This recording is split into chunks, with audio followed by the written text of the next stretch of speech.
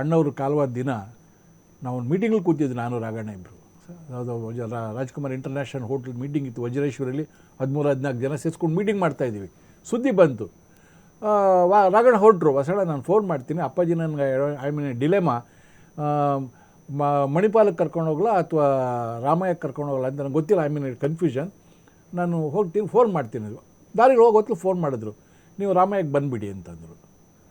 ರಾಮಯ್ಯಕ್ಕೆ ಹೋದಾಗ ನನ್ನ friend doctor Srinivas ಅಂತ ಸರ್ ನ್ಯೂರೋ ಸರ್ಜನ್ ಅವರು, ಅವ್ರಿಗೆ ಹೇಳಿದ್ದೆ ನಾನು, ಸರ್ ಈ ಥರ ಬರ್ತಾಯಿದ್ದಾರೆ ಇದು ಅಂತೇಳಿ. ಅವ್ರು ಅಣ್ಣವ್ರು ಕಾಲ್ ನೋಡ್ತಾಯಿದ್ರು. ನಾನು ಗಾಡಿ ನಿಲ್ಸಿ ಒಳಗಡೆ ಹೋಗ್ತಾಯಿದ್ದೀನಿ. 15-20 ನಿಮಿಷ ಡಿಫ್ರೆನ್ಸ್ ಅಷ್ಟು, ಅರೌಂಡ್ 135 ಇರ್ಬೋದು, 125, 130 ಇರ್ಬೋದು. ಕೈ ಬರೋದು, ಕೈ ಹಿಂಗಂದರು. ನಾನು ಯಾಕೆ ಅಂತಾರೆ, ಏನೋ ಮಾಮೂಲಿ ಡಾಕ್ಟ್ರಿಗೆ, ನಮ್ಗೆ ಅದು ಇಲ್ವಲ್ಲ. ರಾಜ್ಕುಮಾರ್ ಅವ್ರನ್ನ ಆ ಥರ ಯೋಚನೆ ಮಾಡೋಕ್ಕೆ ಚಾನ್ಸಸ್ಸೇ ಇಲ್ಲ. ಒಳಗಡೆ ಹೋದರೆ ಒಂದು ಸ್ಟ್ರಕ್ಚರಲ್ಲಿ ಬಳಸಿದ್ದಾರೆ. ಅಷ್ಟೊತ್ತು ಗೊತ್ತಾಯ್ತು ಆಗಿದೆ ಅಂತ. ಆ ಘಟನೆನ ಹೇಳಲಿಕ್ಕೆ ಇಷ್ಟಪಡ್ತೀನಿ. ದೊಡ್ಡಣ್ಣರು ಹಿಂಗೆ ಮಲಗಿಸಿದ್ದಾರೆ, ಹಿಂಗೆ ಹಾಫ್ ಶರ್ಟು, ಸ್ವಲ್ಪ ಸಣ್ಣ ಕೂದಲು, ಕಣ್ಣು ಇನ್ನೂ ಕ್ಲೋಸ್ ಮಾಡಿಲ್ಲ. ಕಣ್ಣು ಹೇಗಿದೆ ಅಂತ ಹೇಳಿದ್ರೆ ನನಗೊಂಥರ ಅಪ್ಸೆಟ್ ಆಗಿಬಿಟ್ಟದು ನೋಡ್ಬಿಟ್ಟು ಅವ್ರನ್ನ. ಏನಾಗಿದೆ ಇದು, ಅಣ್ಣವ್ರು ಇಲ್ವಾ ಇನ್ನೂ? ಕಣ್ಣು ನೋಡ್ತಾ ಹೋದರೆ ಈಗ ಜೀವನ ಚೈತ್ರದಲ್ಲಿ ಆ ನಾದಮಯ ಹಾಡಬೇಕಾದ್ರೆ ಲಾಸ್ಟಲ್ಲಿ ಅವ್ರದ್ದು ಕಣ್ಣುಗಳದ್ದು ಒಂದು ಹೊಳಗು ಬರುತ್ತೆ, ಭಗವಂತ ನೋಡುವಂಥ ಸಂದರ್ಭ. ಆ ಮೂಮೆಂಟಲ್ಲಿ sir literally it is glowing, glow ಆಗ್ತಾಯಿದೆ ಕಣ್ಣು. ಆ ಮಟ್ಟಕ್ಕಿದೆ ಆ ಒಂದು ರೇಡಿಯೇಷನ್ ಕಣ್ಣಲ್ಲಿರೋದು. ಆವಾಗ ಅದು ಕ್ಲೋಸ್ ಮಾಡೋಕ್ಕೆ ಹೋದಾಗ ನಾನು ಅವ್ರು ಹೇಳಿದ್ರು, ಇಲ್ಲೆಲ್ಲ ನೀವು ಮಾಡಿ ಅದನ್ನ ಪರವಾಗಿಲ್ಲ ನಾನು ಇರ್ತೀನಿ ಅಂತ. ಆ ಕಣ್ಣು ಕ್ಲೋಸ್ ಮಾಡೋವಂಥದ್ದನ್ನು ಕೂಡ ನೋಡೋದಾಗಲೇ ತಲೆಗೆ ಹೊಡೆದದ್ದು ರಾಜ್ಕುಮಾರ್ ಅವರು. ಅಯ್ಯೋ ಆಯ್ತಾ ಅಂತೇಳಿ. ಆ ಮೂಮೆಂಟಲ್ಲಿ ಹೊರಗಡೆ ಗೊತ್ತಾಗಿಲ್ಲ, ಇನ್ನೂ ಸುದ್ದಿ ಹೋಗಿಲ್ಲ ಹೊರಗಡೆಗೆ. ರಾಘಣ್ಣ ಆಗಲೇ ಅಲ್ಲಿಂದ ಭುಜಂಗ್ ಶೆಟ್ರಿಗೆ ಫೋನ್ ಮಾಡಿ, ನೀವು ಮನೆಗೆ ಬಂದು ಅಣ್ಣವ್ರ ಕಣ್ಣು, ಯಾಕಂದರೆ ತಂದೆ ಅದು ರಾಜ್ಕುಮಾರ್, ಏನಾಗಿರ್ಬೋದು ಘಟನೆಗಳು. ಅಕ್ಕ ಮತ್ತು ಅವ್ರ ಸಿಸ್ಟರ್ ಇಬ್ಬರು ಆಚೆ ಕೂತ್ಕೊಂಡು ಅಳ್ತಾ ಇದ್ದಾರೆ, ಏನೋ ಆಗಿದೆ, ಏನಾಗೋಯ್ತಲ್ಲ ಅಂತೇಳಿ. ಇಷ್ಟೇ ಜನ ಇದ್ದವರು ನಾವು. ಆ ಮೂಮೆಂಟಲ್ಲಿ ಅದನ್ನು ಹಾಸ್ಪಿಟ್ಲಿಗೆ ಫೋನ್ ಮಾಡಿ ಅಲ್ಲಿ ಬರಬೇಕು ಅಂತೇಳಿ ಸುಮಾರು 2 ಗಂಟೆ ಒಳಗಡೆ ಅವ್ರು ಬಂದು ಕಣ್ಣು ತಗೊಂಡೋದದ್ದು ಇವತ್ತು hats off to Raghavendra Rajkumar. ಆ ಮೂಮೆಂಟಲ್ಲಿ ಆ ಡಿಸ್ಕಷನ್ ಒಂದು ಅವ್ರು ಮಾಡಿದೆ, ವಿಚಾರ ಎಷ್ಟೋ ಸಲ ಮರ್ತೋಗುತ್ತೆ. ಹೇಗೆ ಆಮೇಲೆ 10 ನಿಮಿಷ ಆದರೂ ಮಾಡೋಕ್ಕಾಗ್ತಿರ್ಲಿಲ್ಲ. ಜನ ಹೆಂಗೆ ಬಂತು ಅಂದರೆ, ಅದು ಜೇನು ತುಂಬ್ಕೊಂಡು ಮನೆಯಲ್ಲಿ, ಮನೆ ಒಳಗಡೆ ಪೊಲೀಸ್ ಕಮಿಷನರ್ ಈಚೆ ಬರೋಕ್ಕಾಗ್ತಿರ್ಲಿಲ್ಲ. ಅಂಥ ಸಂದರ್ಭಕ್ಕಿಂತ ಮೊದಲೇ ಹೇಳಿದ್ರಿಂದ ಆ ಸಮಯಕ್ಕೆ, ಇಲ್ಲಾಂದರೆ ಅವರು ರಾಜ್ಕುಮಾರ್ ಅವ್ರನ್ನ ವ್ಯಾನ್ಗೆ ಹಾಕೊಂಡು ಕರ್ಕೊಂಡೇ ಹೋಗ್ಬಿಟ್ರು ಜನಗಳು ಹೊರಗಡೆಗೆ. ಅವರೇ ಹೋಗ್ಬಿಟ್ರು, ಎತ್ಕೊಂಡೋಗಿ ಇಡೀ ಬ್ಯಾಂಗ್ಳೂರ್ ಸುಚ್ಚಿದ್ದಾರೆ ಅವರು, ಎಲ್ಲಿ ಮಾಡಬೇಕು ಅಂತ. ಕಣ್ಣು ತಗೊಳಕ್ಕೂ ಆಗ್ತಿರಲಿಲ್ಲ 6 ಅವರ್ಸಲ್ಲಿ. 4 ಗಂಟೆಗೆ ರೀಚ್ ಆದದ್ದು ಜಾಗಕ್ಕೆ ವಾಪಸ್ಸು, ಅಲ್ಲಿ ಸದಾಶಿವನಗರದ ಸ್ಕೂಲ್ ಗ್ರೌಂಡಿಗೆ ಅದು. ಹಾಗಾಗಿ ಆ ಒಂದು ಘಟನೆ ಆಯಿತು, ಆ ಕಣ್ಣು ಸಿಕ್ತು. ಏನು ಕಣ್ಮಣಿ ಅಂತ ನೀವು ಕಾರ್ಯಕ್ರಮ ಹೇಳ್ತಾ ಇದ್ದೀರಾ, ಅದು ರಾಜ್ಕುಮಾರ್ ಅವರು ಕರ್ನಾಟಕದ ಕಣ್ಮಣಿ ಅಂತ ಹೇಳಲಿಕ್ಕೆ ಇದು. ಇನ್ನೊಂದು ನಮ್ಮ ಸಿದ್ಧಗಂಗಾ ಮಠದ ಸ್ವಾಮಿಗಳ ಬಗ್ಗೆ ಹೇಳಿದ್ರು.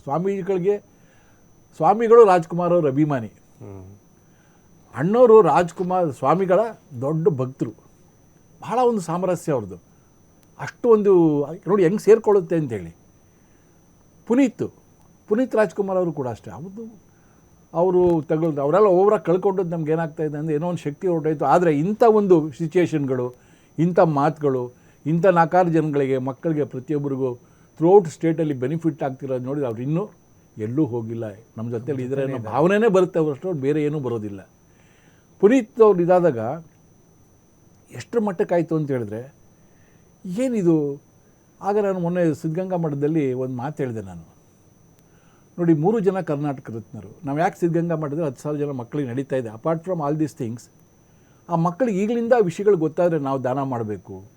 ಇನ್ನೊಂದು ಗೊತ್ತಾದರೆ ಅವ್ರ ಮನೆಯಲ್ಲಿ 10,000 ಜನಕ್ಕೆ ಹೇಳ್ತಾರೆ, ಅವ್ರು ಲಕ್ಷಾಂತರ ಜನಕ್ಕೆ ವಿಷಯ ಗೊತ್ತಾಗುತ್ತೆ. 3 ಜನ ಕರ್ನಾಟಕ ರತ್ನರು. ಕೊಯಿನ್ಸಿಡೆನ್ಸ್ ನೋಡಿ ಆಗಿದೆ. ಡಾಕ್ಟರ್ ರಾಜ್ಕುಮಾರ್ ಅವರು ನಿಮಗೆ ಗೊತ್ತಿದ್ದಂಗೆ ಬೇಡರ ಕಣ್ಣಪ್ಪ ಚಿತ್ರದಲ್ಲಿ ದೇವರಿಗೆ ಕಣ್ಣು ಕೊಟ್ಟರು. ಅವರು ಅಭಿಮಾನಿಗಳನ್ನ ದೇವರು ಅಂತ ಕರೆದರು. ಸಿದ್ಧಗಂಗಾ ಮಠದ ಸ್ವಾಮಿಗಳು ಅವರು ಕರ್ನಾಟಕ ರತ್ನ ಬಂತು, ಅವರು ನಡೆದಾಡುವ ದೇವರುಗಳಾದರು. ಪುನೀತ್ ರಾಜ್ಕುಮಾರ್ ಅವರು ಕಣ್ಣು ಕೊಟ್ಟು ಅಭಿಮಾನಿಗಳಿಗೆ ದೇವರಾದರು ಅವರು. ಇದೆಲ್ಲಕ್ಕೂ ಶಕ್ತಿ ಅಂತೇಳಿ ಪಾರ್ವತಮ್ಮ ರಾಜ್ಕುಮಾರ್ ಅವ್ರ ಕಣ್ಣಿನ ದಾನ ಮಾಡಿದ್ರು. ಇದೆಲ್ಲ ಏನಾಗ್ತಾ ಇದೆ ಅಂದರೆ, ಇದೆಲ್ಲ ವ್ಯಕ್ತಿಗಳು ಮಾಡೋದ್ರಿಂದ ಅವೆಲ್ಲ ಸಂಗಮ ಜಾಗಕ್ಕೆ. ಯಾಕೆ ಸಿದ್ಧಗಂಗಾ ಮಠದಲ್ಲಿ ಆ ಪವರ್ ಇದೆ ಅಂತ ಹೇಳಿದ್ರೆ, ಅವರು ದೊಡ್ಡವರು ಎಕ್ಸ್ಪ್ಲೈನ್ ಮಾಡ್ದಂಗೆ ದೊಡ್ಡವರ ಆ ಶ್ರಮ ಪರಿಶ್ರಮದಲ್ಲಿ ಬರ್ತಾಯಿದೆ. ಅದರಿಂದ ನಾವು ಪ್ರತಿ ವರ್ಷ ಮಾಡ್ಕೊಂಡು ಹೋಗ್ತಾ ಆ ಆಶೀರ್ವಾದನೇ ಥ್ರೂಔಟ್ ಸ್ಟೇಟಲ್ಲಿ ನಮಗೆಲ್ಲ ಕಡೆಗೆ ಹೋದರೂ ಅದು ಆಗಬೇಕನ್ನೋದಕ್ಕೆ ಅದೊಂದು ದಾರಿದೀಪ ಕೂಡ ಆಗಿದೆ. ಇದು ಒಂದು ರಾಜ್ಕುಮಾರ್ ಹೇಗೆ ಟ್ರಸ್ಟು ನಡ್ಕೊಂಡ್ಬಂತು ಅನ್ನೋದ್ರ ಬಗ್ಗೆ ಒಂದು ಸಣ್ಣ ಬ್ರೀಫಿಂಗ್. ಅವರು ಟ್ರಸ್ಟ್ ಬಗ್ಗೆ ಎಷ್ಟು ಅಭಿಮಾನ ಇಟ್ಟಿದ್ದಾರೆ ಪಾರ್ವತಮ್ಮ ರಾಜ್ಕುಮಾರ್ ಅಂದರೆ, ನಾವೊಂದು ಕಾರ್ಯಕ್ರಮ ಮಾಡಿದ್ವಿ ಶಾಲೆದು, ಇವ್ರು ಹೇಳೋದಲ್ಲ, ಅದು ಕನ್ನಡಕ ಹಂಚೋ ಕಾರ್ಯಕ್ರಮ. ಆದರೆ ಅವರು ಆರೋಗ್ಯ ಸರಿ ಇಲ್ಲದೆ ಹಾಸ್ಪಿಟಲ್ ಸೇರಿದ್ರಿಂದ ಸ್ಟೇಜು, ಅವರು ಡಿಸ್ಚಾರ್ಜ್ ಆಗಿ ಒಂದು 10 days ಆಗಿದೆ ಅಷ್ಟೇ, ಬರೋಕ್ಕೂ ಆಗ್ತಾ ಇರಲಿಲ್ಲ. ಅಂಥ ಕಾರ್ಯಕ್ರಮ ಇಲ್ಲ ನಾನೇ ಬರಬೇಕು, ನಾನೇ ಕನ್ನಡಕ ಹಂಚಬೇಕು ಅಂತ ಸ್ವತಃ ಅವರೇ ಬಂದು ನರ್ಸ್ ಜೊತೆಲಿ ಬಂದು ರಾಮನಗರದಲ್ಲಿ ಶಾಲಾ ಮಕ್ಕಳಿಗೆ ಕನ್ನಡಕ ವಿತರಣೆ. ಸ್ಟೇಜ್ ಮೇಲೆ ಬರ್ಲಿಕ್ಕೆ ಆಗಲಿಲ್ಲ ಅವತ್ತು ಅವ್ರಿಗೆ. ಅವಾಗ ಕುಮಾರಸ್ವಾಮಿ ಅವರು ಮತ್ತು ಬೇರೆ ಸುಮಾರು ಎಲ್ಲ, ಹೌದು, ಬಾಲಕೃಷ್ಣ ದೊಡ್ಡಣ್ಣವ್ರು ಇದ್ರು, ದೊಡ್ಡವರೆಲ್ಲ ಅವಾಗೆಲ್ಲ ಬೇರೆಯವರೆಲ್ಲ ಬಂದಿದ್ರು. ಆವಾಗ ನಾವು ಫಸ್ಟ್ ಟೈಮಲ್ಲೂ ಬಂದು ಮಕ್ಳಿಗೆ ನನ್ನ ಕೈಯಲ್ಲೇ ಕನ್ನಡಕ ಕೊಡಬೇಕು. 10 days ಏನಾಗಿತ್ತು ಡಿಸ್ಚಾರ್ಜ್ ಆಗಿ. ನಾವು ಬರಲ್ಲ ಅಂದ್ಕೊಂಡಿದ್ವಿ, ಇಲ್ಲ ಅವರು ನರ್ಸ್ ಜೊತೆ ಬಂದು ಕಾರ್ಯಕ್ರಮ ಮುಗಿಸ್ಕೊಟ್ಟು ಹೋದರು. ನಾವು ಟ್ರಸ್ಟ್ ಫಾರಮ್ ಮಾಡಿದಾಗ ಗ್ರೀನ್ ಹೌಸಲ್ಲಿ ಫಸ್ಟ್ ಮೊದಲನೇ ಒಂದು ಪ್ರೆಸ್ ಮೀಟ್ ಮಾಡಿದಾಗ ಆ ಸಮಯದಲ್ಲಿ ನಾವು ಮರೀಲಿಕ್ಕಾಗಲ್ಲ. ಆ ಟೈಮ್ನಲ್ಲಿ ಈ ಟ್ರಸ್ಟೀಸ್ಗಳ ಜೊತೆ ರಾಕ್ಲೈನ್ ಅಂಡ್ ಟರ್ಷರ್ ಕೂಡ ಒಬ್ಬರ ಟ್ರಸ್ಟಿ, ಅವರು ಕೂಡ ಅದರಲ್ಲಿ ಅಕ್ಕವ್ರ ಜೊತೆ ಭಾಳ ಒಂದು ವಿಶ್ವಾಸದಲ್ಲಿದ್ದಂಥವ್ರು. ಇವತ್ತಿಗೂ ಕೂಡ ಅವ್ರಿಗೆ ಆ ಗೌರವ ಇದೆ. ಅವರು ಕೂಡ ಟ್ರಸ್ಟಿಗೆ ಅವತ್ತು ಜೊತೆಯಲ್ಲಿದ್ದರು. ಮತ್ತು ಶಿವಕುಮಾರ್ ಅಂತೇಳಿ FKCCI ಪ್ರೆಸಿಡೆಂಟ್ ಆಗಿದ್ದರು, ಅವರು ಕೂಡ ಜೊತೆಗಿದ್ದರು. ಹೀಗೆ ಎಲ್ಲರ ಸಮ್ಮಿಲನ ಅದು ಟ್ರಸ್ಟು ಸೇರ್ತಾ ಆ ಮಟ್ಟಕ್ಕೆ ಹೋಗಿದೆ ಸರ್. ಅದು ಅಣ್ಣವ್ರಿಗೆ ಮಂಡಿ ಆಪ್ರೇಷನ್ ಆಗಿಬಿಟ್ಟಿತ್ತು, ನೋಡಲೇಬೇಕು ಅಂತ ಹೇಳ್ಬಿಟ್ಟು ನಾನು ರಾಕ್ಲೈನ್ ವೆಂಕಟೇಶ್ ಹೋದ್ವಿ. ಅವಾಗ ತಾನೇ ಡಿಸ್ಚಾರ್ಜ್ ಮಾಡಿದರು. ಅಣ್ಣವ್ರು ಇನ್ನೂ ಹಿಂಗೆ ಕೂತಿದ್ರು. ಹೋಗಿದ ತಕ್ಷಣ ಸ್ಟ್ರೈಟು ಇನ್ನೂ ನರ್ಸಿಂಗ್ ಹೋಮಲ್ಲಿ ಇದ್ದಾರೆ ಅಂತ ಗೊತ್ತಾಗಿದ ತಕ್ಷಣ ನರ್ಸಿಂಗ್ ಹೋಮ್ಗೆ ಹೋದ್ವಿ. ಹೋಗಿದ ತಕ್ಷಣ ಎಲ್ಲಿ ಸಿಕ್ಕಿದ್ರು ಅಣ್ಣವ್ರ ಕಾಲಿಗೆ ನಮಸ್ಕಾರ ಮಾಡ್ತಿದ್ವಿ. ಅದು ನಮ್ಮ ಜನ್ಮಾಂತರದ ಪುಣ್ಯ ಅಂತ ಹೇಳ್ಕೊಳಕ್ಕೆ ಇಷ್ಟಪಡ್ತೀವಿ. ನಾನು ಆಗಲಿ ರಾಕ್ಲೈನ್ ವೆಂಕಟೇಶ್ ಆಗಲಿ ಕಾಲಿಗೆ ನಮಸ್ಕಾರ ಮಾಡೋಕ್ಕೆ ಹೋದಾಗ ಎಲ್ಲ ಮಾಡಿ ಎದ್ದು ನಿಂತ್ಕೊಳ್ಳೋಕ್ಕೆ ಇದು ಮಾಡಿದ್ರು. ಮಂಡ್ಯ ಚೀಪ್ ಆಪ್ರೇಷನ್ ಆಗಿತ್ತು. ಅಣೆ ಬೇಡ ಅಂದಿದ್ದಕ್ಕೆ ಒಂದು ಮಾತು ಹೇಳಿದ್ರು, ಆಗಲ್ಲ ಅಂದರೆ ಯಾವುದೂ ಆಗಲ್ಲ ಕಂದ, ಹಾಗೆ ಆಗುತ್ತೆ ಅಂತಂದರೆ ಹಾಗೆ ಆಗುತ್ತೆ ನೋಡು. ಹಂಗೆ ನಿಂತ್ಕೊಂಡ್ರು. ಎಷ್ಟು ಖುಷಿಯಾಗ್ಬಿಡ್ತು ಅಂತಂದರೆ ಆ ಮಾತನ್ನು ನಾನು ಯಾವಾಗ ಜ್ಞಾಪಿಸ್ಕೊಂಡೆ ಅಂತಂದರೆ, ನಾನು ಬಿದ್ದಾಗ ಈ 3 ಪೀಸ್ ಆಗಿತ್ತಿದ್ದು ಈ ಮಂಡಿಯಿಂದ ಮೇಲ್ಗಡೆ ಇಲ್ಲಿ ಈ ಜಾಯಿಂಟ್ವರೆಗೂ. ಆವಾಗ ಡಾಕ್ಟ್ರ್ ಹೇಳಿದ್ರು, ಕಡಿಮೆ ಅಂದರೆ 1 ವರ್ಷ ನೀವು ಬೆಡ್ ಮೇಲೆ ಇರಬೇಕಾಗತ್ತೆ ಅಂತ. ಸರಿ, ಒಂದು ದಿವಸ ಇಕ್ಕಿದಂಗೆ ಅಣ್ಣವ್ರು ಹೇಳಿದ ಮಾತು ಜ್ಞಾಪಕ ಬಂತು. ಎಷ್ಟು ಹೆಂಗಾಯ್ತು ಅಂತಂದರೆ ಒಡೆದೇ ಬರ್ಸಂಗಾಯ್ತು. ಆಗಲ್ಲ ಅಂದರೆ ಯಾವುದೂ ಆಗಲ್ಲ, ಆಗತ್ತೆ ಅಂದರೆ ಆಗತ್ತೆ ಮಗನೇ. ನಾನು ಇದನ್ನು ಇಟ್ಕೊಂಡು ತಳ್ಳೋ ಗಾಡಿಗಳಿಗೆ ಫಂಕ್ಷನ್ ಅಟೆಂಡ್ ಮಾಡೋಕ್ಕೆ ಶುರು ಮಾಡಿಬಿಟ್ಟೆ. ಆಮೇಲೆ 4ನೇ ತಿಂಗಳಿಗೆ ವಾಕರು, 5ನೇ ತಿಂಗಳಿಗೆ ಸ್ಟಿಕ್ಕರ್. ಇವಾಗ ಅದನ್ನು ತೋರಿಸ್ದಾಗ ಅಂತಾರೆ, ಇನ್ನೊಂದು ತಿಂಗಳು ಇಟ್ಕೊಂಬಿಡಿ ಬಲವಾಗಿ ಕೊಡ್ಕೊಳುತ್ತೆ, ಯಾಕೆಂದರೆ ಏಜ್ ಆಗಿರೋದ್ರಿಂದ ಸ್ವಲ್ಪ ಪ್ರಾಸೆಸ್ ಲೇಟ್ ಅಂತ. ಇದಕ್ಕೆ ಒಂದು ಶಕ್ತಿ ಯಾರು ಅಂದರೆ ಒಬ್ಬರು ಡಾಕ್ಟರ್ ರಾಜ್ಕುಮಾರ್ ಅನ್ನೋ ಒಂದು ಶಕ್ತಿ, ಆ ಮಾತು ಗೊತ್ತಾಯ್ತರ. ಅದು ಇನ್ನೊಂದು ಇನ್ಸಿಡೆಂಟ್ ನಿಮ್ಗೆ ಹೇಳಬೇಕು. ಯಾಕೆ ಅಂತಂದರೆ ಶಿವಮೆಚ್ಚಿದ ಕಣ್ಣಪ್ಪ ಅಂತ ಒಂದು ಪಿಕ್ಚರ್ ಮಾಡ್ತಾಯಿದ್ವಿ. ಅಲ್ಲಿ ಆಂಜನೇಯ ಸ್ವಾಮಿ ನೀವು ನೋಡಿಲ್ಲ, ನಾನು ನೋಡಿದ್ದೀನಿ. ನನಗೆ ಕರ್ಕೊಂಡೋಗಿ ಒಬ್ಬರು ತೋರಿಸ್ಬಿಟ್ಟು ಹೇಳಿದ್ರು ಹಿಂಗೆ ಇದಕ್ಕೆ ಅಪ್ಪಾಜಿ ಅವ್ರ ತಂದೆ ಸಿಗ್ಗಾನವರು ಪುಟ್ಸ್ವಾಮಿನವರು ಹರಕೆ ಕಟ್ಕೊಂಡಿರುತ್ತೆ, ನನಗೊಬ್ಬ ಮಗನ ಕೊಟ್ಟರೆ ಗಂಡಾಗಲಿ ಹೆಣ್ಣಾಗಲಿ ಅವನಿಗೆ ನಿನ್ನ ಹೆಸರಿಡ್ತೀನಿ ಅಂತ. ಅದಕ್ಕೆ ಮುತ್ತರಾಜ್ ಅಂತ ಹೆಸರಿಟ್ಟಿರೋದು. ಮುತ್ತತ್ತಿ ಒಳಗೆ ನಮ್ಮದು ಶೂಟಿಂಗ್ ನಡೀತಾಯಿತ್ತು. ನಡೆದಾಗ ಏನಾಯಿತು, ಡಾಕ್ಟರ್ ರಾಜ್ಕುಮಾರ್ ಅದಕ್ಕೆ ಅಲ್ಲಿ ಸ್ವಲ್ಪ ವಸತಿ ವ್ಯವಸ್ಥೆ ಕಷ್ಟ ಇದ್ದಿದ್ದರಿಂದ ಅಣ್ಣವ್ರ ರೂಮ್ಗೆ ಅಣ್ಣವರು ವರದಪ್ಪಣ್ಣ ಆಮೇಲೆ ಡೈರೆಕ್ಟ್ರು ದೊಡ್ಡಣ್ಣನೆಲ್ಲ ಒಂದೇ ರೂಮ್ಗೆ ಹಾಕ್ಬಿಡಿ ಅಂತ ಹಾಕಿದ್ರು. ಎಲ್ಲರೂ ಮಲಗಿದ್ರು, ನಾನು ಕೆಳಗಡೆ ಹಾಸ್ಕೊಂಡು ಮಲಗಿದೆ. ಅಣ್ಣ ಯಾಕೆ ಕೂತಾಯಿದ್ರು, ಅಣ್ಣ ನೀವು ಮನೆ ಕಳಿದೆ. ನಾನು ಮಲ್ಕೊಂತೀನಿ, ನೀನು ಮಲ್ಕೋಕಂದ, ಬೆಳಿಗ್ಗೆ ಶೂಟಿಂಗ್ ಅಟೆಂಡ್ ಮಾಡೋನು, ನೀನು ಮಲ್ಕೋ. ನನಗೆ ಮನೆ ಕಳೋಕ್ಕಾಗಲ್ಲ, ಯಾಕೆಂದರೆ ನಾನು ಮಲಗಿದ ತಕ್ಷಣ ನಿದ್ದೆ ಬಂದುಬಿಡುತ್ತೆ. ನಾನು ಮಲಗಿದ್ರೆ ಮಿಕ್ಕವ್ರು ಯಾರೂ ಮಲಗೋಕ್ಕಾಗಲ್ಲ, ಅಷ್ಟು ಜೋರು ಗೊರಕೆ ಹೊಡಿತೀನಿ. ಇವಾಗ ಗೊರಕೆ ಇಲ್ಲ ಬಿಡಿ. ಆವಾಗೇನಾಯಿತು ಅಂತಂದರೆ, ಇಲ್ಲ ಅಣ್ಣಯ್ಯ ಮಲ್ಕಳಿ ಮಲ್ಕೋಕಂದ, ಗೊರಕೆ ಹೊಡಿತೀನಿ ಅಂತ. ಪರವಾಗಿಲ್ಲ ಮಲ್ಕೋ. ಒಂದು ಕಡೆ ನಾನು, ಇನ್ನೊಂದು ಕಡೆ ವಿಜಯ ರೆಡ್ಡಿಯವರು. ಅದೇನಾಗುತ್ತೆ ಅಂದರೆ ಇಬ್ಬರಿಗೂ ತಿರ್ಲಾನ ಇದ್ದಂಗೆ, ಅವ್ರದ್ದು ಗೊರಕೆ ಜಾಸ್ತಿ, ನಂದು ಗೊರಕೆ ಜಾಸ್ತಿ, ಕಾಂಪಿಟೇಷನ್. ಕೊನೆಗೆ 4-4:15 ನೋಡಿದ್ರೆ 2-3 ಸತಿ ತಿರ್ಕೊಂಡಾಗ ನೋಡಿದಾಗ ಬೆಡ್ಡಲ್ಲಿ ಕುಂತೇ ಇದ್ದರು ಅಣ್ಣವರು. ಕೊನೆಗೇನಾಯಿತು ಅಂದರೆ ಬೆಳಗ್ಗೆ ನೋಡಿದಾಗ ವಾಕ್ ಮಾಡ್ತಾಯಿದ್ರು. ಏನಂತಂದರೆ, ರಾತ್ರಿ ಒಳ್ಳೆ ನಿದ್ದೆ ಆಯ್ತಾ, ಆಹಾ ನಾನಂತೂ ಜಾಗರಣೆ ಮಾಡೋದು. ಏಕೆಂದರೆ ಅಷ್ಟು ಸರಳ ವ್ಯಕ್ತಿತ್ವ, ಮಗುವಿನಂಥ ಮನಸ್ಸು, ಗೊತ್ತಾಯ್ತಾ. ಇದನ್ನೆಲ್ಲ ಏನಾಗುತ್ತೆ ಅಂತಂದರೆ ನಾವು ಅನುಭವಿಸಿದ ಘಟನೆನ ನಿಮ್ಮಂಥ ಪುಣ್ಯಾತ್ಮನ ಮುಂದೆ ಹೇಳ್ಕೊಳ್ಳೋದ್ರಿಂದ ಎಲ್ಲ ಮನೆ ಮನೆಗೂ ತಲುಪುತ್ತೆ. ಅರ್ಥ ಆಯ್ತಾ, ಗೊತ್ತಾಯ್ತಾ. ಇನ್ನೊಂದು ಇನ್ಸಿಡೆಂಟು, ಅಲ್ಲಿ ಬರಬೇಕಾದ್ರೆ ಏನಾಯಿತು ಅಂದರೆ, ಹಿಂಗೆ ಮುತ್ತತ್ತಿ ಹತ್ರ ಒಂದು ಮನೆ, ಆ ಮನೆಯೊಳಗೆ ಮುಂದಗಡೆ ಹುಲ್ಲಿಂದು ಇದಾಕಿದ್ರು. ಅಲ್ಲೇ 1:45 2 ಗಂಟೆ ಆಗ್ಬಿಟ್ಟಿತ್ತು. ಅಣ್ಣವರು ಬ್ರೇಕ್ ಅಂತಂತಂದರೆ 1 ಗಂಟೆ 1:15 ಗಂಟೆ ಒಳಗೆ ಊಟ ಮಾಡಿಬಿಡೋರು. ಅವಾಗ 2 ಕಾಲಾಗಿತ್ತು. ನನಗೆ ಗಾಡಿ ನಿಲ್ಸಪ್ಪ ಅಂದರು. ಗಾಡಿ ನಿಲ್ಲಿಸಿದ ತಕ್ಷಣ ಇತ್ತು ಒಳ್ಳೆ ಉಪ್ಸಾರು ವಾಸನೆ ಬಂತು. ಉಪ್ಸಾರು ವಾಸನೆ ಬಂದಿದ ತಕ್ಷಣ ಒಳಗಡೆ ಹೋಗಿ ಏನು ಮಾಡ್ತಾಯಿದ್ರಿ ನೋಡ್ಕೊಂಬನ್ನಿ ಅಂತ ನಾನು ಕಳ್ಸೋದು. ನಾನು ನೋಡಿದೆ. ಯಾರಿದ್ದೀರಿ ಒಳಗೆ ಅಂತಂದಾಗ ಒಂದು ಹೆಣ್ಮಗಳು, ಒಂದು 50 ವರ್ಷದ ಹೆಣ್ಮಗಳು ಮುದ್ದೆ ತೊಳಸ್ತಾ ಅಂದರೆ ಕುಡಿಸ್ತಾ ಇದ್ದಾಗ, ಯಾರು ಬೇಕಾಗಿತ್ತೋ ಅಂತಂದಾಗ, ನಾನು ದೊಡ್ಡಣ್ಣ ಕಣ ಬಂದಿದ್ದೀನಿ. ಯಾವ ದೊಡ್ಡಣ್ಣಯ್ಯ ಅಂತ, ಸಿನಿಮಾಕ್ರು ದೊಡ್ಡಣ್ಣ. ಹಿಂಗೆ ಬಗ್ಗೆ ನೋಡಿದ್ರು. ಏನಪ್ಪ ಅಂದ. ಏನಿಲ್ಲ, ಅಣ್ಣಾರು ಬಂದವ್ರೆ, ಒಂದು ಬಿಸಿ ಮುದ್ದೆ ಸಿಗುತ್ತಾ ಅಂತ ಕೇಳಿದ್ರು ಅಂತ. ಆ ಅಮ್ಮ ಹೆಂಗೆ ಬಂದ್ಲು ಅಂದರೆ ಹಿಂಗೆ ಬಂದ್ಬಿಟ್ಟು, ಅಯ್ಯೋ ನಿನ್ನ ಮನೆ ಕಾಯುವಾಗ ದೇವ್ರು ಬಂದು ನನ್ನ ಮನೆ ಬಾಗಿಲಿಗೆ ಅನ್ನ ಬಿಡಿದ್ರೆ ಇಲ್ಲ ಅಂತೇನೆ ಇರಲಿ ಅಂತ ಹುಡುಗಿ ಎಳ್ಕೊಂಬಂದ್ರು. ಅಣ್ಣವ್ರನ್ನ ಎಳ್ಕೊಂಬಂದು ಬಿಸಿ ಉಪ್ಸಾರು ಹಾಕಿ ಮುದ್ದೆ ಹಾಕಿ ನಮ್ಮ 3 ಜನಕ್ಕೂ ಊಟ ಮಾಡಿ, ನೋಡಿ ಬಂದಿದ್ದು ಮಾಡಿದ್ದ ಅಡುಗೆಗೆ ನಾವು ಬಂದ್ಬಿಟ್ಟಿದ್ದೀವಿ, ಏನಾದ್ರು ಕೊಡಬೇಕು. ಅಣ್ಣವರು ಯಾವತ್ತೂ ಜೋಬಲ್ ದುಡ್ಡು ಇಟ್ಕೊತಾರಿಲ್ಲ, ಕೇಳ್ರಿ ಮಾತಾಡೋಣ, ದುಡ್ಡೇ ಮುಡ್ತಿರ್ಲಿಲ್ಲ. ಎಷ್ಟಿದೆ ಅಂತ, ಎಷ್ಟು ಕೊಡೋಣ, ಹಣ ನಾನು ಕೊಡ್ತೀನಿ ಬಿಡಿ ಅಂದ. ಸರಿ ತೆಗೆದು 2,000 ರೂಪಾಯಿ ಐಎಮ್ಗೆ ಕೊಟ್ಟೆ. ಅದು ಅನ್ನ ಕೊಟ್ಟು ದುಡ್ಡು ತಗೊಂಡಾರ, ದೇವ್ರ ಮೆಸ್ತಾನ, ಬೇಡ ಹೋಗಪ್ಪ, ನಿನಗೆ ಊಟಕ್ಕೆ ಇಟ್ನಲ್ಲ, ನನ್ನ ಜನ್ಮ ಸಾರ್ಥಕ ಆಯ್ತು ಹೋಗಪ್ಪ ಅಂತ ತಗೊಳ್ಳೇ ಇಲ್ಲ. ಕೊನೆಗೆ ಏನಾಯಿತು ಅಂತಂತಂದರೆ, ಕೊನೆಗೆ ಅಣ್ಣವ್ರು ಕೊಟ್ಬಿಟ್ಟು ಅಣ್ಣವ್ರ ಕೈಲಾರು ಇಸ್ಕೊಳ್ತಾರೆ ಏನೋ ಅಂದರೆ ಇಸ್ಕೊಳ್ಳಿಲ್ಲ. ಕೊನೆಗೆ ಮಾತು ಬಂದಾಗ ಏನಾಯಿತು ಅಂತಂದರೆ, ತಂದೆಗೆ ಅನ್ನ ಹಾಕಿ ಇದಾದ್ರೆ ಇದೀಗ ಸರಿಯಾಗಿ ಮಾತು ಹೇಳ್ತಿದ್ದೆ. ಅಣ್ಣವ್ರು ಆ ಪಾಯಿಂಟ್ ಇಟ್ಕೊಟ್ಟು, ನಾನು ನನ್ನ ಮಗಳಿಗೆ ಅರ್ಶಿನ ಕುಂಕುಮಕ್ಕೆ ಅಂತ ಕೊಡ್ತಾಯಿದ್ದೀನಿ, ಅದನ್ನು ಬೇಡ ಅನ್ಬೇಡ ನೀನು ಅಂತ. ಆ ಅಮ್ಮ ಎಷ್ಟು ಕ್ಲೀನಾಗಿ ಅದನ್ನು ಸೆರಗಲ್ ತಗೊಂಡು ಹಿಂಗೆ ಅಂದರು ಅಂದರೆ ಅದನ್ನು ಮರೆಯೋಕ್ಕೆ ಆಗಲ್ಲ. ಹೋಗಿದ ತಕ್ಷಣ, ಅಲ್ಲಿ ಇಳಿದಿದ ತಕ್ಷಣವೇ ಮ್ಯಾನೇಜರ್ ಕರೆದು, ದೊಡ್ಡಣ್ಣ ಅದು ಎಷ್ಟೋ ದುಡ್ಡು ಕೊಟ್ಟವ್ರೆ, ಅವರು ಮುಂಚೆ ಅದನ್ನು ಕೊಟ್ಬಿಡು ಅಂತ ಕೊಡಿಸೋದು. ಏಕೆಂದರೆ ಈ ಘಟನೆಗಳನ್ನೆಲ್ಲ ಮರಿಬಾರ್ದು.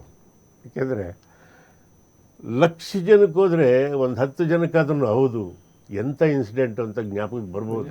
ಅವರು ಒಳ್ಳೆಯವರಾಗ್ಬೋದು ಅಲ್ವಾ. ಯಾರೋ ಎಮ್ಮ ಗೊತ್ತೇ ಇಲ್ಲ, ಖಂಡಿತ ಗೊತ್ತಿಲ್ಲ, ಇವತ್ತು ಗೊತ್ತಿಲ್ಲ ನಮಗೆ, ಗೊತ್ತಾಯ್ತಾ. ಅಷ್ಟೇ, ಅನ್ನದ ವಿಷಯದಲ್ಲಿ ಅಣ್ಣವ್ರಿಗೆ ಅಹಂಕಾರನೇ ಇರಲಿಲ್ಲ, ಗೊತ್ತಾಯ್ತಾ ಅವ್ರಿಗೆ. ಏಕೆಂದರೆ ನಾನು ನೃಪತುಂಗ ಕಾದಂಬರಿಗಳು ಓದಿದ್ದೀನಿ. ತಾಯಿ ಶ್ರೇಷ್ಠನೋ ಅನ್ನ ಶ್ರೇಷ್ಠನೋ ಅಂತ ಬರುತ್ತೆ. ವೈವಾ ಒಂದೇ, ಹೌದು ಇಲ್ಲ ಹೇಳಬೇಕು. ಅವಾಗ ಎಲ್ಲರೂ ತಾಯಿ ತಾಯಿ ಅಂತಾರೆ, ಸತ್ಯನೇ, ಮತ್ತು ಇಲ್ಲ ಅಂತ ಹೇಳಲ್ಲ. ಆದರೆ 18 ವರ್ಷದ ಒಬ್ಬ ಹುಡುಗ ಇದ್ದು ನಿಂತ್ಕೊಂಡು ಹೇಳ್ತಾನೆ, ಅನ್ನ ಶ್ರೇಷ್ಠ ತಾಯಿಗಿಂತ ಹೇಳ್ತಾರೆ. ಎಲ್ಲರೂ ಹೊಡಿಯೋಕೆ ಹೋಗ್ಬಿಡ್ತಾರೆ. ಆವಾಗ ತೀರ್ಪುಗಾರರು ಹೇಳ್ತಾರೆ, ಅವನು ಹೇಳಿ ಸರಿಯಾಗಿದೆ, ಮನುಷ್ಯನಾದವನು ತಾಯಿ ಸತ್ರು ಬದುಕ್ತಾನೆ, ಆದರೆ ಅನ್ನ ಇಲ್ದಲೇ ಇದ್ರೆ ಬದುಕೋಕ್ಕಾಗಲ್ಲ. ಅನ್ನದಿಂದ ಜನಿಸಿದುದು ಈ ಅಖಿಲ ಚರಾಚರ ಜಗತ್ತು. ಅಖಿಲ ಚರಾಚರ ಜಗತ್ತು ಬದುಕಿದೆ ಅಂದರೆ ಕ್ರಿಮಿ ಕೀಟಕ್ಕೂ ಅನ್ನ ಬೇಕು. ಅದಕ್ಕೆ ಅನ್ನನೇ, ಅನ್ನಕ್ಕೆ ಮೊದಲನೇ ಸ್ಥಾನ. ಅವನಿಗೆ ಮಹಾದಂಡ ನಾಯಕನ ಪಟ್ಟ ಕಟ್ತಾರೆ ಅನ್ನೋದನ್ನು. ಯಾಕೆಂದರೆ ಅಣ್ಣವರು, ನಾನು ನಿಮಗೆ ಮೊದಲೇ ಹೇಳಿದೆ, ಅಣ್ಣವ್ರು ಊಟ ಮಾಡಿ ತಟ್ಟೆಯಲ್ಲಿ ಬೇರೆಯವ್ರು ಊಟ ಮಾಡ್ಬೋದಾಗಿತ್ತು, ಅಷ್ಟು ನೀಟಾಗಿ ಊಟ ಮಾಡೋರು. ಅವ್ರು ಇನ್ನೊಂದು ಹೇಳೋರು, ನಾನು ಊಟ ಮಾಡಿದ ಮೇಲೆ ನನ್ನ ಎಲೆ ನೋಡಿಬಿಟ್ರೆ ಕಾಗೆಗಳು ಬೇಜಾರು ಮಾಡ್ಕೋತೇವೆ ಅಂತ. ಅಲ್ಲ, ನೀವು ಅಣ್ಣವ್ರನ್ನ ಅಷ್ಟು ಆರಾಧಿಸ್ತೀರಿ, ಅಷ್ಟು ಪ್ರೀತಿಸ್ತೀರಿ, ಅವರದೇ ಟ್ರಸ್ಟ್ಗೆ ರಾಯಭಾರಿ ಆಗ್ತೀರಿ ಅಂತಂದ್ರೆ ಎಷ್ಟು ಖುಷಿಯಾಗಿತ್ತು ಸರ್. ನನ್ನ ಜನ್ಮ ಪಾವನ ಆಯಿತು ಅಂತ ಹೇಳ್ತೇನಲ್ಲ ಸರ್. ಇವತ್ತೇನಾದ್ರು ನನಗೆ ಆರೋಗ್ಯ ಅನ್ನೋದು ದೇವ್ರು ಕೊಟ್ಟಿದ್ರೆ, ಅದು ನಾವು ಮಾಡ್ತಾಯಿರೋ ಏನೋ ಒಂದು ಅಡಿಲ್ ಸೇವೆ ಸರ್, ಗೊತ್ತಾಯ್ತಾ. ಅಷ್ಟೇ, ನಾವೇನೂ ಇಲ್ಲ ಸರ್ ಅವ್ರ ಮುಂದೆ. ಯಾಕೆ ಅಂತಂತಂದರೆ ಅವ್ರದ್ದು ಪಾತ್ರಗಳನ್ನು ನೋಡಿದ್ವಿ ನಾವು. ಒಂದು ಸತಿ ಏನಾಯಿತು ಅಂತಂದರೆ, ಭಕ್ತ ಪ್ರಹ್ಲಾದ ಶೂಟಿಂಗ್ ನಡೀತಾಯಿತ್ತು. ಹೋದ್ವಿ, ನಾನು ಜೈ ಜಗದೀಶು, ಕನ್ನಡದಲ್ಲಿ ಯಾರು ಹೋಗಿರ್ತೀವಿ ಅವರೆಲ್ಲ ಹೋಗಿ ಬೆಳಗ್ಗೆ ಒಂದು ಸತಿ ಅಣ್ಣಂಗೆ ನಮಸ್ಕಾರ ಮಾಡಿ ಮಾತಾಡ್ಸ್ಕೊಂಬಂದ್ರೆ ಒಂದು ಸಮಾಧಾನ, ನಾವು ಯಾವ್ಯಾವ ಪಿಕ್ಚರ್ಗೆ ಬಂದಿದ್ವಿ ಏನು. ಆವಾಗ ಹೋದಾಗ ಏನಾಯಿತು ಅಂತಂದರೆ, ಮಾತಾಡ್ತಾ ಇದ್ದಂಗೆ ನಾನು ಶಾರ್ಟ್ ರೆಡಿ ಅಂದರು. ಕಿರೀಟ ಎಲ್ಲ ಹಾಕ್ಕೊಂಡು ನಮ್ಮ ಹತ್ರ ಅಷ್ಟಕ್ಕೆ ನಿಲ್ಲಿಸಿ ಹೋದರು. ಒಂದು ಸತಿ ಇವಾಗ ನಡ್ಕೊಂಡು ಆ ಬಾಗಿಲಿಂದ ಸೀದಾ ಹಿಂಗೆ ಬಂದರು. ಹಂಗೆ ಬಂದು ನಿಂತ್ಕೊಂಡು ಒಂದು ಸತಿ ರೆಡಿ ಅಂದರು. ರೆಡಿ ಅಂದಕ್ಕೆ ಸ್ಟಾರ್ಟ್ ಕ್ಯಾಮ್ರಾ ಆ್ಯಕ್ಷನ್ ಅಂದಿದ ತಕ್ಷಣ ದಾನ್ ದಾನ್ ದಾನ್ ದಾನ್ ದಾನ್ ದಾನ್ ದಾನ್ ಈಗ ತೊಗೊಂಡೋಗಿ ಜಾಸ್ತಿ ಕಾಲಲ್ಲೊದ್ದು ಹಂಗೆ ತಿರುಗಿ ನಿಂತ್ಕೊಂಡ್ರು. ನಮಗೆ ಗೊತ್ತಿಲ್ದಂಗೆ ನಾವು ಶಿಲ್ಪಿ ಹೊಡೆದ್ಬಿಟ್ಟಿದ್ದೀವಿ. ಅಷ್ಟು ಇನ್ವಾಲ್ವ್ಮೆಂಟ್ ಇರುವಂಥ ನಟ. ಪಾತ್ರಕ್ಕೆ ಪರಕಾಯ ಪ್ರವೇಶ ಮಾಡೋದನ್ನು ನಾವು ಅಣ್ಣವರಿಂದ ನೋಡಿ ಕಲ್ತಿದ್ದೀವಿ, ತಮಾಷೆಗಲ್ಲ. ಇವತ್ತೇನಾದ್ರು ನಮಗೆ 4 ಜನ ಚೆನ್ನಾಗಿ ಪಾಠ ಮಾಡ್ತೀಯ ಕಣೆ ಅಂದರೆ ಅದು ಒಬ್ಬರು ಡಾಕ್ಟರ್ ರಾಜ್ಕುಮಾರಿಂದ ಬಂದಿರೋದು, ನನ್ನ ಅಣ್ಣ ಬಸವರಾಜನಿಂದ ಬಂದಿರೋದು ಅಂತ ನಾನು ಇವತ್ತು ಹೆಮ್ಮೆಯಿಂದ ಹೇಳ್ಕೊಳ್ತೀನಿ ನಾನು. ಯಾಕೆಂದರೆ ಆ ಪಾತ್ರ ಅಂದರೆ ಪಾತ್ರದೊಳಗೆ ಅವರೇ ಆಗ್ಬಿಟ್ಟಿರೋರು. ನೋಡಿ ಒಂದು ಒಂದು ಒಂದು ಪಾತ್ರದಲ್ಲಿ ಅರ್ಜುನನ್ನು ಅವರೇ ಮಾಡ್ತಾರೆ, ಬಬ್ರುವಾಹನದಲ್ಲಿ ಬಬ್ರುವಾಹನಂದು ಅವರೇ ಮಾಡ್ತಾರೆ. ಹೆಂಗೆ ಅಲ್ವಾ? ಅದು ಇರೋದು ಒಬ್ಬ. ಅಲ್ಲಿ ಅರ್ಜುನನಾಗ್ತಾರೆ, ಇಲ್ಲಿ ಇದಾಗ್ತಾರೆ, ಗೊತ್ತಾದರೆ. ಅದಕ್ಕೇ ಯೋಗ ಬೇಕು ಅನ್ನೋದು. ಅವ್ರಿಗೆ ಸಿಕ್ಕಂಥ ವೈವಿಧ್ಯಮಯ ಪಾತ್ರಗಳು ಇನ್ಯಾವ ನಟನಿಗೂ ಸಿಕ್ಕಿಲ್ಲ, ಸಿಕ್ಕದೂ ಇಲ್ಲ. ಆಮೇಲೆ ಈಗ ಸಾರ್ ಹೇಳಿದ್ರು ಯೋಗ ಬೇಕು ಅಂತ ಹೇಳಿದ್ರಲ್ಲ, ಇವರು ದೊಡ್ಡಣ್ಣವ್ರು ಅವ್ರ ಕಾಲಿನ ಬಗ್ಗೆ ಹೇಳಿ ಅಣ್ಣವ್ರನ್ನ ನೆನಪು ಮಾಡಿಕೊಂಡೆ ನಾನು 3-4 ಮಂತ್ಸಲ್ಲಿ ಈಗ ನಾನು ಒಂದು ಲೆವೆಲ್ ಸೆಟ್ರೇಟ್ ಆಯಿತು ಅಂತ ಹೇಳಿದ್ರು. ಅಣ್ಣವ್ರು ಮಂಡಿ ನೋವಿಗೋಸ್ಕರ ಬಾಂಬೆಗೆ ಕರ್ಕೊಂಡು ಹೋಗ್ತಾರೆ. ಅಲ್ಲಿ ಬಾಂಬೆ ಹಾಸ್ಪಿಟ್ಲಿಗೆ ಕರ್ಕೊಂಡು ಹೋದಾಗ ಅವರು ರಾಜ್ಕುಮಾರ್ ಅವ್ರು ಬಂದಿದ್ದಾರೆ ಅಂತ ಹೇಳಿದಾಗ ಬಿಡಿ, ಅಲ್ಲಿ ಹೋದಾಗ ಅವ್ರ ಪ್ರಭೆನೇ ಬೇರೆ. ಎಲ್ಲ ಡಾಕ್ಟರ್ಸ್ಗಳು ಬಂದು ಎಲ್ಲ ನೋಡಿ ಮಾಡಬೇಕು. ಅದಕ್ಕೆ ನೋಡಿ ಇಲ್ಲ ನಿಮ್ಮನ್ನು ನೋಡಿದ್ದು ನಮಗೆ ನಮ್ಮ ಭಾಗ್ಯ, ನಿಮಗೆ ಬಂದಿದ್ದೀರ ನಮ್ಮ ಹಾಸ್ಪಿಟ್ಲಿಗೆ ಅಂತ ಡಾಕ್ಟರ್ಸು, ಅವ್ರ ಸೀನಿಯರ್ ಡಾಕ್ಟರ್ಸ್ ವರ್ಮಾ ಅವರು ಅಂತ ಅವರೆಲ್ಲ ಮಾತಾಡ್ತಾರೆ. ಅವರ ಆಪ್ರೇಟ್ ನೋಡಬೇಕಾಗಿದ್ದು. ಅದು ಸರಿ, ಇದು ನೋಡಿ ಹೇಗಿದೆ ಅಂತ ಅಂತಂದ್ರೆ ಮ್ಯಾಮ್ ಏನು ಅಂದರೆ ಈ ರೋಗಕ್ಕಿರೋ ಯೋಗ ನೋಡಿ ಅಂತ. ನಿಮ್ಮ ನೋಡು ಇಲ್ಲಿವರೆಗೂ ಬಂದಿದ್ದೀನಿ ನಂತರ ನೀವು ಅನ್ಭಾಗ್ಯ ಅಂತ ಹೇಳ್ತಾ ಇದ್ದೀರಾ. ಈ ರೋಗಕ್ಕಿರೋ ಯೋಗ ನೋಡಿ, ನಿಮ್ಮನ್ನೆಲ್ಲ ನಾನು ಒಂದು ಇಂಥ ಜಾಗದಲ್ಲಿ ಬಂದು ಮೀಟ್ ಮಾಡೋದು ಆಯ್ತು ಅಂದರೆ ರಾಜ್ಕುಮಾರ್ ಅವರು ಹೇಳುವಂಥ ಪದಗಳಲ್ಲಿ ಅಷ್ಟೇ ತೀಕ್ಷ್ಣತೆ ಇರುತ್ತೆ, ಅಷ್ಟೇ ಡೆಪ್ತ್ ಇರುತ್ತೆ, ಅಷ್ಟೇ ಮೆಸೇಜ್ ಇರುತ್ತೆ, ಮತ್ತು ಹೇಳೋ ರೀತಿ ಅಷ್ಟೇ ಮೃದುವಾಗಿರುತ್ತೆ. ಅದು ಅವರಿಂದ ವಿಷಯಗಳು ಎಷ್ಟು ಸಿಂಪಲ್ ಆಗಿದೆ ನೋಡಿ. ಆ ರೋಗಕ್ಕಿರೋ ಯೋಗ ನೋಡಿ. ನನ್ನ ಮಗಳ ಮದುವೆ ಸರ್, ದೊಡ್ಡ ಮಗಳ ಮದುವೆ, ಉಷಾರಾಣಿ ಅಂತ ಅಕ್ಕನ ಮಗನಿಗೆ ಕೊಟ್ಟೆ. ಏನಾಯಿತು, ಲಗ್ನ ಪತ್ರಿಕೆ ತೊಗೊಂಡೋಗಿ ಅಣ್ಣವ್ರಿಗೆ ಕೊಡಬೇಕು. ಅಕ್ಕರು ಇದ್ದರು, ಅತ್ತಿಗೆಮಾರು ಇದ್ದರು. ತೊಗೊಂಡೋದಾಗ ನಾನು ಧೀರೇಂದ್ರ ಗೋಪಾಲು ತೊಗೊಂಡೋಗಿ ಹಿಂಗೆ ಕೊಟ್ಟೆ. ಅಣ್ಣವರು ಅಲ್ಲಿ ಕೊಡು ಅಂತ ತೋರಿಸಿದ್ರು. ಅತ್ತಿಗೆಮಾರು ಕೊಟ್ಟೆ, ಕಾಲಿಗೆ ನಮಸ್ಕಾರ ಮಾಡಿದೆ, ಬರಬೇಕು ಮುಹೂರ್ತ ಇಷ್ಟೊತ್ತಿಗೆ. ಸರಿ ಬರ್ತೀವಿ ಹೋಗು ಅಷ್ಟೇ ಹೇಳಿದ್ದು. ಸರಿ ಏನಾಯಿತು, ಮುನ್ಸಾಮಪ್ಪ ಚೌಲ್ಟ್ರಿ ಅಂತ ಈ ಯಶವಂತಪುರ ಇದೆ, ಹತ್ತೋದಕ್ಕಿಂತ ಮುಂಚೆ ಇದೆಯಲ್ಲ. ನನ್ನ ಮಗಳ ಮದುವೆನೇ ಫಸ್ಟ್ ಪ್ರಾರಂಭ ಆಗಿದ್ದದು ಆ ಚೌಲ್ಟ್ರಿನಲ್ಲಿ. ಹಣ ಕಟ್ಟಬೇಕಾಗಿತ್ತು, ಬ್ಯಾಲೆನ್ಸ್ ಇತ್ತು. ಸರಿ ಮದುವೆ ದಿವಸ ಬಂತು, ಎಲ್ಲ ಆಯಿತು. ಸಿನಿಮಾದವರು ಮುಹೂರ್ತ ಟೈಮಿಗೆ ಕರೆಕ್ಟಾಗಿ ಒಂಥರ ಶಬ್ದ ಶುರು ಆಯಿತು. ಏನೋ ಒಂಥರ ಯಾರು ಅಂತ ನೋಡಿದ್ರೆ ಅಣ್ಣಾರು ಅತ್ತಿಗೆಮ್ಮ ಇಬ್ಬರು ಬರ್ತಾ ಸೀದಾ ಮುಹೂರ್ತಕ್ಕೆ ಬಂದು ಎಲ್ಲ ಜನ ಹಂಗೆ ಸರೊಳಗೆ ಎದ್ದು ನಿಂತ್ಕೊಂಡು ಎಲ್ಲ ವೆಲ್ಕಮ್ ಮಾಡಿದ್ರು. ಎಲ್ಲ ಮಾಡಿ ಬಂದಾಗ ಅಣ್ಣನ ಕೈಲಿಗೆ ದಾರೆ ಕೊಟ್ಟಾಗ ನಾನು ಆಮೇಲೆ ಇರಿತೀನಿ. ಮೊದಲು ತಂದೆ ಆದವರು ತಂದೆ ತಾಯಿ ಎರಿಬೇಕಂತ ಅದನ್ನೇ ವ್ಯವಸ್ಥೆ ನಮ್ಮ ಬೀಗರಿದ್ರು, ನಮ್ಮ ಬೀಗರ ಕೈಲಿ ಹಾಕಿಸಿ ಆಮೇಲೆ ಅಣ್ಣ ಅವರು ಹಾಕಿದರು. ಆ ಕಾಂಟ್ರಾಕ್ಟ್ ಏನು ಚೌಲ್ಟ್ರಿ ಕೊಟ್ಟಿದ್ರಲ್ಲ, ಡಾಕ್ಟರ್ ರಾಜ್ಕುಮಾರ್ ಅವರು ದಂಪತಿಗಳು ಬಂದು ಕಾಲಿಟ್ರಲ್ಲ, ದೊಡ್ಡಣ್ಣವರೇ ದುಡ್ಡು ಬೇಡ ತೊಗೊಳ್ಳಿ, ನಿಮ್ಮ ದುಡ್ಡು ವಾಪಸ್ಸು ಅಂತೇಳ್ಬಿಟ್ಟು ಸತ್ಯವಾಗ್ಲೂ ವಾಪಸ್ ಕೊಟ್ಟರು. ₹1 ತೊಗೊಳ್ಳಿಲ್ಲ. ತಗೋಬೇಕು ಅಂತ ಕಾಲಿಗೆ ಬಿದ್ದರೂ ತೊಗೊಳ್ಳಿಲ್ಲ. ಏಕೆಂದರೆ ಇವೆಲ್ಲ ಹೇಳ್ದೇ ಇದ್ರೆ ಏನಾಗುತ್ತೆ ಅಂತಂದರೆ, ಬಡವನ ವಿದ್ಯೆಯದು ಅಡವಿಯ ಹೂವಂತೆ ಅಂತ. ಅಡವಿಯಲ್ಲಿ ಹುಟ್ಟಿರೋ ಹೂಗಳೇನಾಗುತ್ತೆ, ಸುಮಂಗಲಿಯರ ಮುಡಿಗೂ ಹೋಗಲ್ಲ, ಶಿವಲಿಂಗದ ಮೇಲಕ್ಕೂ ಹೋಗಲ್ಲ. ಅಲ್ಲೇ ಅರಳಿ, ಅಲ್ಲೇ ವಾಸನೆ ಬೀರಿ, ಅಲ್ಲೇ ಮುಸುಕಾಗಿ ಒಂದು ದಿವಸ ಬಿದ್ದೋಗುತ್ತಲ್ಲ. ಇದು ಹೇಳುವಂಥ ಒಂದು ಸಿಕ್ತಲ್ಲ ನನಗೆ, ಲಕ್ಷಾಂತರ ಕೋಟ್ಯಾಂತರ ಮನೆಗಳಿಗೆ ತಲುಪುತ್ತೆ ನಿಮ್ಮ ಕಡೆಯಿಂದ. TV5 ಕಡೆಯಿಂದ. ಮೊದಲು ನಿಮ್ಮ TV5ಗೆ ಒಂದು ಸೆಲ್ಯೂಟ್. Thank you. ಅಪ್ಪಾಜಿ, ಅಣ್ಣವರ ಬಗ್ಗೆ ಮಾತನಾಡ್ತಾ ಹೋದರೆ ನಮಗೆ ವರ್ಷಗಳು ಸಾಲದು. ನೀವು ಹೇಳಿದಾಗ ಅವರೊಬ್ಬರು ಗ್ರಂಥನೇ ನಿಜಕ್ಕೂ. ನಮಗೊಂದು ಕುತೂಹಲ ಏನಂತಂದರೆ, ನೀವು ಹೇಳ್ತಿರ್ತಕ್ಕಂಥ ವಿಷಯಗಳು ನಿಜಕ್ಕೂ ನಮಗೆ ಮತ್ತು ನೋಡುವಂಥವ್ರಿಗೆ ಇನ್ಸ್ಪೈರ್ ಎಲ್ಲ ಕಾಲಕ್ಕೂ.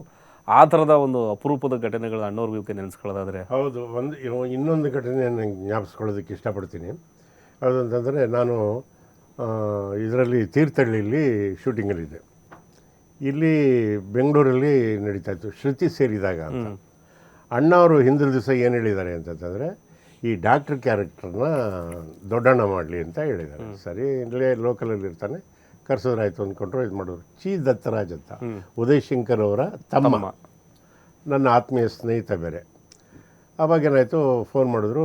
ಫೋನ್ ಮಾಡಿದಾಗ ಎಲ್ಲಿದ್ದಾರೆ ಅಂದಾಗ ಹಿಂಗೆ ಇದ್ದಾರೆ. ಮೊಬೈಲ್ ಇಲ್ಲ ಅವಾಗ, ಲ್ಯಾಂಡ್ಲೈನ್. ಶೂಟಿಂಗ್ ಹೋಗಿದ್ದಾರೆ ತೀರ್ಥಹಳ್ಳಿಗೆ. ಮಾಡಿದ್ರು. ನಾನು ಮಾಡಿದೆ, ಏನು ಇಲ್ಲ ಅಣ್ಣವರು ಆ ಕ್ಯಾರೆಕ್ಟರ್ ನೀನೇ ಮಾಡಬೇಕು ಅಂದರು. ಶೂಟಿಂಗ್ ಮುಗೀತಂತಲ್ಲ, ಬಂದ್ಬಿಡು. ನಾನು ಹೆಂಗೆ ಹೊರಟ್ರೂ ಏನಾಗುತ್ತೆ ಅಂದರೆ, ಬೆಳಿಗ್ಗೆ ಅರ್ಲಿ ಮಾರ್ನಿಂಗ್ ಹೊರಡಬೇಕು. ಅರ್ಲಿ ಮಾರ್ನಿಂಗ್ ಹೊರಟ್ರೆ ಮಧ್ಯಾಹ್ನ ಆಗುತ್ತೆ. ಅಣ್ಣವರು ಶಿಸ್ತಿನ ಸಿಪಾಯಿ ಇದ್ದಂಗೆ, ಯಾವುದೇ ಕಾರಣಕ್ಕೆ ಟೈಮ್ ವೇಸ್ಟ್ ಮಾಡಲ್ಲ. ಅಣ್ಣವ್ರನ್ನ ಕಾಯ್ಸೋಕ್ಕೆ ನಂಗೆ ಇಷ್ಟ ಇಲ್ಲ, ದಯವಿಟ್ಟು ಬೇರೆ ಯಾರನ್ನಾರು ಮಾಡ್ಕೊಳ್ಳಿ, ಹೆಂಗೆ ಹಿಂಗೆ ಅಂತ ಇದು ಮಾಡಿದೆ. ಅದಕ್ಕೆ ಅಲ್ಲಿಂದ ಬಂದು ಉತ್ತರ ಅಷ್ಟೇ. ಅಣ್ಣವರು ಹೇಳ್ತಾ ಇದ್ದಾರೆ, ನೀನು ಮಾಡಬೇಕು, ಬರಬೇಕು ಅಷ್ಟೇ. 11 ಆಗಲಿ 12 ಆಗಲಿ ಬಾ ನೀನು, ಅಷ್ಟೇ. ಸರಿ, ಗೋವಿಂದಣ್ಣವರು ಫೋನ್ ಮಾಡಿ ಹೇಳಿದ್ರು. ಸರಿ ಆಯಿತು ಅಂತ ಹೇಳ್ಬಿಟ್ಟು ನಾವೇನು ಮಾಡಿದ್ವಿ, ರಾತ್ರಿನೇ ಎಲ್ಲ ಪ್ಯಾಕಪ್ ಮಾಡಿ ರೆಡಿ ಇಟ್ಕೊಂಡು, ಬೆಳಿಗ್ಗೆ ಸ್ನಾನ ಮಾಡಿ ಇದು ಮಾಡಬೇಕು ಅಂತ 4 ಗಂಟೆಗೆ ರಿಸೆಪ್ಷನಲ್ಲಿ ಹೇಳಿ ಇಟ್ಕೊಂಡು, 4 ಗಂಟೆಗೆ ಸ್ನಾನ ಮಾಡಿ ಹಾಕ್ಕೊಂಡು ಕೂತ್ಕೊಂಡು. ಆವಾಗ ಇಂಪೋರ್ಟೆಡ್ ಗಾಡಿಗಳೆಲ್ಲ ಇಲ್ಲ, ಅಂಬಾಸಡರ್ ಗಾಡಿಗಳು. ಸರಿ, ಅಂಬಾಸಡರ್ ಕಾರಲ್ಲಿ ಎಷ್ಟು ಸಾಧ್ಯವಾಗುತ್ತೆ ಅಷ್ಟು ಬೇಗ ಹೋಗೋದು. ಬಂಗಾರಪ್ಪ ಅವ್ರ ಮನೆಯಲ್ಲಿ ಶೂಟಿಂಗ್ ನಡೀತಾಯಿತ್ತು. ಶೂಟಿಂಗ್ ನಡೆದಾಗ, ಶ್ರುತಿ ಸೇರಿದಾಗ ನಾನು ಮಧ್ಯೇಶ್ವರ ಹೋಗಿ ಮೇಕಪ್ ಹಾಕ್ಕೊಂಡು ಎಲ್ಲ ಮಾಡಿದ್ವಿ. ಮೇಜರ್ 2 ಸೀನ್ ಮುಗಿಸಿದ್ವಿ. ಮಧ್ಯಾಹ್ನ 1:45ಗೆ. ಅಣ್ಣವ್ರ ಕಂಪ್ನೀಲಿ ತಲೆ ಮೇಲೆ ತಲೆ ಬಿದ್ದರೂ 1 ಗಂಟೆಗೆ ಬ್ರೇಕ್. ಆದರೆ ಅವತ್ತು ಆ ಸೀನ್ ಮುಗಿಸ್ಲೇಬೇಕಾಗಿತ್ತಲ್ಲ, ಹಂಗಾಗಿ ಮುಗಿಸಿದ್ವಿ. ಸಾಯಂಕಾಲ 6 ಗಂಟೆ ಒಳಗೆ ಮುಗಿಸ್ಬೇಕಾಗಿತ್ತು. ಆವಾಗೇನಾಯಿತು ಅಂತಂದರೆ, ಮಧ್ಯಾಹ್ನ 1:45ಗೆ ಬ್ರೇಕ್ ಆಗಿದ ತಕ್ಷಣ ಏನಾಯಿತು, ಎಲ್ಲರೂ ಊಟಕ್ಕೆ ಕೂತ್ಕೊಂಡ್ರು. ಒಂಥರ ಮದುವೆ ಮನೆಯಲ್ಲಿ ಪಂಕ್ತಿ ಹಾಕಿ ಎಲ್ಲರೂ ಸಾಲಿಗೆ, ಎಲ್ಲ ತಂತ್ರಜ್ಞರು ಕೂತ್ಕೋಬೇಕು. ಎಲ್ಲರೂ ಬಡಿಸೋರು ಅಷ್ಟು ಬಿಟ್ಟು ಮಿಕ್ಕವರೆಲ್ಲ ಸಾಲು ಕೂತ್ಕೊಂಡು ಊಟ ಮಾಡಬೇಕು. ಅಲ್ಲೆಲ್ಲ ಕೂತ್ಕೊಳ್ಳೋದು, ಇಲ್ಲೊಬ್ರು ಕೂತ್ಕೊಳ್ಳೋದು, ಆ ಥರ ಇಲ್ಲವೇ ಇಲ್ಲ. ಒಂದು ಮನೆ ಒಂದು ಪಂಕ್ತಿ, ಅದೇ. ಅವಾಗೇನಾಯ್ತು, ನಾನೇ ಮಾಡಿದೆ. ರಾತ್ರಿ ನಿದ್ದೆ ಇರಲಿಲ್ಲ ಸರಿಯಾಗಿ, ಅಣ್ಣವ್ರದ್ದು ಬೇರೆ ಭಯ ಒಂಥರ. ಸರಿ, ಹೋಗಿ ದಿವಾನ ಇತ್ತು ಹಿಂಗೆ, ಆ ದಿವಾನ ಮೇಲೆ ನಾನು ಮಲ್ಕೊಂಬಿಟ್ಟೆ. ಆ ಕಡೆ ಒಂದು 4 ಚೇರ್ ಇತ್ತು, ಕೆಳಗಡೆ ಕಾರ್ಪೆಟ್ಟು ಎಲ್ಲ ಇತ್ತು. ಹೋಗಿ ಮಲ್ಕೊಂಬಿಟ್ಟೆ. ಮಲ್ಕೊಂಡಾಗ ಏನಾಯಿತು, 2:30, 2:45 ಆಯಿತು. ಪ್ರಕಾಶ್ ಅಂತ ಅಸೋಸಿಯೇಟ್ ಡೈರೆಕ್ಟ್ರು ನನ್ನ ಎಬ್ಬಿಸೋಕ್ಕೆ ಬಂದ. ಅನ್ನೋದೊಂದು ಶಬ್ದ ಕೇಳಿಸ್ತು. ನಾನೇನು ಮಾಡಿದೆ, ಯಾರು ಹಿಂಗೆ ಅಂದ್ರಲ್ಲ. ಅವನು ಪ್ರಕಾಶ್ ನೋಡ್ತೀನಿ, ಅಣ್ಣವರು ಹಿಂಗೆ ಕೈ ಇಟ್ಕೊಂಡು ಹಿಂಗೆ ಮಲಗಿದ್ರು ಕೆಳಗಡೆ. ನನಗೆ ಶಾಕ್ ಆಗಿಬಿಡ್ತು. ಕೆಳಗಡೆ ಅಣ್ಣವರು ಕಾರ್ಪೆಟ್ ಮಲಗೋವ್ರಿಗೆ, ನಾನು ಮೇಲ್ಗಡೆ ಎದ್ದು ಕೂತ್ಕೊಂಡೆ. ಆವಾಗ ನಿಲ್ಲಿಸಿದ್ರು. ಇರ್ಲಿ ಕೂತ್ಕೋ, ಬರ್ತಾರೋಗಪ್ಪ ನೀನು, ಬರ್ತಾರೋಗು ಅಂತ ಕಳಿಸಿದ್ರು. ಅವ್ರನ್ನ ಕಳಿಸ್ಕೊಂಡು, ಇರ್ಲಿಕ್ಕಂದ ಯಾಕೆ ಅಷ್ಟೊಂದು ಗಡಿಬಿಡಿ, ನಿಧಾನಕ್ಕೆ, ರಾತ್ರಿಯೆಲ್ಲ ನಿದ್ದೆ ಇಲ್ಲ ಅಂತ ಗೊತ್ತು. ಒಂದು ವಿಷಯ ಇಲ್ಲ ನಿನಗೆ, ನಾನು ಎಲ್ಲೋದ್ರೂ ಭಾಷಣದಲ್ಲಿ ಇದನ್ನು ಹೇಳ್ತಾ ಇರ್ತೀನಿ. ಮನುಷ್ಯ ಅಂತ ಹುಟ್ಟಿದ ಮೇಲೆ ಹಸಿವು, ನಿದ್ರೆ, ಸಾವು ಯಾರನ್ನೂ ಬಿಟ್ಟಿದ್ದಲ್ಲ ಕಂದ. ಅದಕ್ಕೆ ನಾನು ಹೊರತಲ್ಲ, ನೀನು ಹೊರತಲ್ಲ. ಏನು ಹೇಳು ಅಂತ ಮತ್ತೆ ರಿಪೀಟ್ ಮಾಡಿಸೋದು. ಹಸಿವು, ನಿದ್ದೆ, ಸಾವು ಯಾವ ಜೀವಿನೂ ಬಿಟ್ಟಿಲ್ಲ. ಕರೆಕ್ಟಾ? ಎಂತ ತಿಳ್ಕೊಂಡಾಗಾಯಿತು ಅಂತಂದರೆ, ಅದಕ್ಕೇ ಸರ್ ನಿಮಗೆ ಇನ್ನೊಂದು ವಿಷಯ ಹೇಳ್ತೀನಿ. ನಾವು ಏನೋ ಜನ್ಮಾಂತರದಲ್ಲಿ ಒಳ್ಳೇದು ಮಾಡಿದ್ದೀವಿ. ಒಳ್ಳೆ ಸತ್ಸಂಗ ಸಿಗಬೇಕಾದ್ರೂ, ಒಳ್ಳೆ ಹೆಂಡತಿ ಸಿಗಬೇಕಾದ್ರೂ, ಒಳ್ಳೆ ಸ್ನೇಹಿತರು ಸಿಗಬೇಕಾದ್ರು, ಒಳ್ಳೆ ನೆರೆಯವರೇ ಸಿಗಬೇಕಾದ್ರೂ, ಒಳ್ಳೆ ಊರು ಸಿಗಬೇಕಾದ್ರೂ ಜನ್ಮಾಂತರದ ಪುಣ್ಯ ಇರಲೇಬೇಕು. ದೇವರೆಲ್ಲ ಕೊಟ್ಟು ಯಾವುದೋ ಒಂದು ಕಡೆ ಫೀಸ್ ಕಿತ್ತಾಕ್ಬಿಟ್ಟಿರ್ತಾನೆ. ನಮ್ಮ ಜೀವನದಲ್ಲಿ ಏನೂ ಆಗಲಿಲ್ಲ ಸರ್, ಸಾಕು, ಮಲಗಿದ ತಕ್ಷಣ ನಿದ್ದೆ ಬರುತ್ತೆ, ಇರೋ ಜಾಗಕ್ಕೆ ಒಂದು ಮುದ್ದೆ ಸಿಗುತ್ತೆ, ಅದಕ್ಕಿಂತನೂ ಪುಣ್ಯ ಇನ್ನೇನು ಬೇಕು ಸರ್. ಒಬ್ಬ ರಾಜ್ಕುಮಾರ್ ಅವ್ರ ಜೊತೆ ಪಾಠ ಮಾಡಿದೆ, ಒಬ್ಬ ವಿಷ್ಣುವರ್ಧನ್, ತನಗಾಗಿ ಏನೂ ಬೇಕು ಅಂತ ಕೇಳಿದಂಥ ವ್ಯಕ್ತಿ ಅಲ್ಲ, ಪುಣ್ಯಾತ್ಮ. ಅವ್ರ ಜೊತೆ ಪಾಠ ಮಾಡಿದೆ. ಒಬ್ಬ ರೆಬಲ್ ಸ್ಟಾರ್ ಅಂಬರೀಷ್, ಮಾತು ಹೊರಟು, ಮನಸ್ಸು ಬೆಣ್ಣೆ, ಬೆಲ್ಲ ಬೆಲ್ಲ ಬೆಲ್ಲ ಇಲ್ದಲ್ಲಿ ಯಾವ ಶುಭ ಕಾರ್ಯನೂ ಇಲ್ಲ. ಹಂಗೆ ಇನ್ನೊಬ್ಬ ಶಂಕರ್ನಾಗ್ 5 ನಿಮಿಷ ಕೂತ್ಕೊತಾ ಇರಲಿಲ್ಲ, ಸದಾ ಕ್ರಿಯಾಶೀಲವಾಗಿರ್ತಾ ಇದ್ದ ಹುಡುಗ. ಅವನು ಕೊನೆ ಪಿಕ್ಚರು ಕೊನೆ ಶಾಟಲ್ಲೂ ನಾನು ಪಾಠ ಮಾಡಿದ್ದೀನಿ. ಒಬ್ಬರು SP ಬಾಲಸುಬ್ರಹ್ಮಣ್ಯ, ಅವ್ರ ಜೊತೆನೂ ಪಾಠ ಮಾಡಿದ್ದೀನಿ. ಗಂಧರ್ವ, ಮಗು ಥರದವರು. ಇನ್ನೇನು ಬೇಕು ಸರ್ ಜೀವನದಲ್ಲಿ, ಅಲ್ವಾ? ನಾನು ಪರಮಸುಖಿ ಸರ್, ಪರಮಸುಖಿ ಅಂತ ಹೇಳ್ಕೊಳಕ್ಕೆ ಇಷ್ಟಪಡ್ತೀನಿ.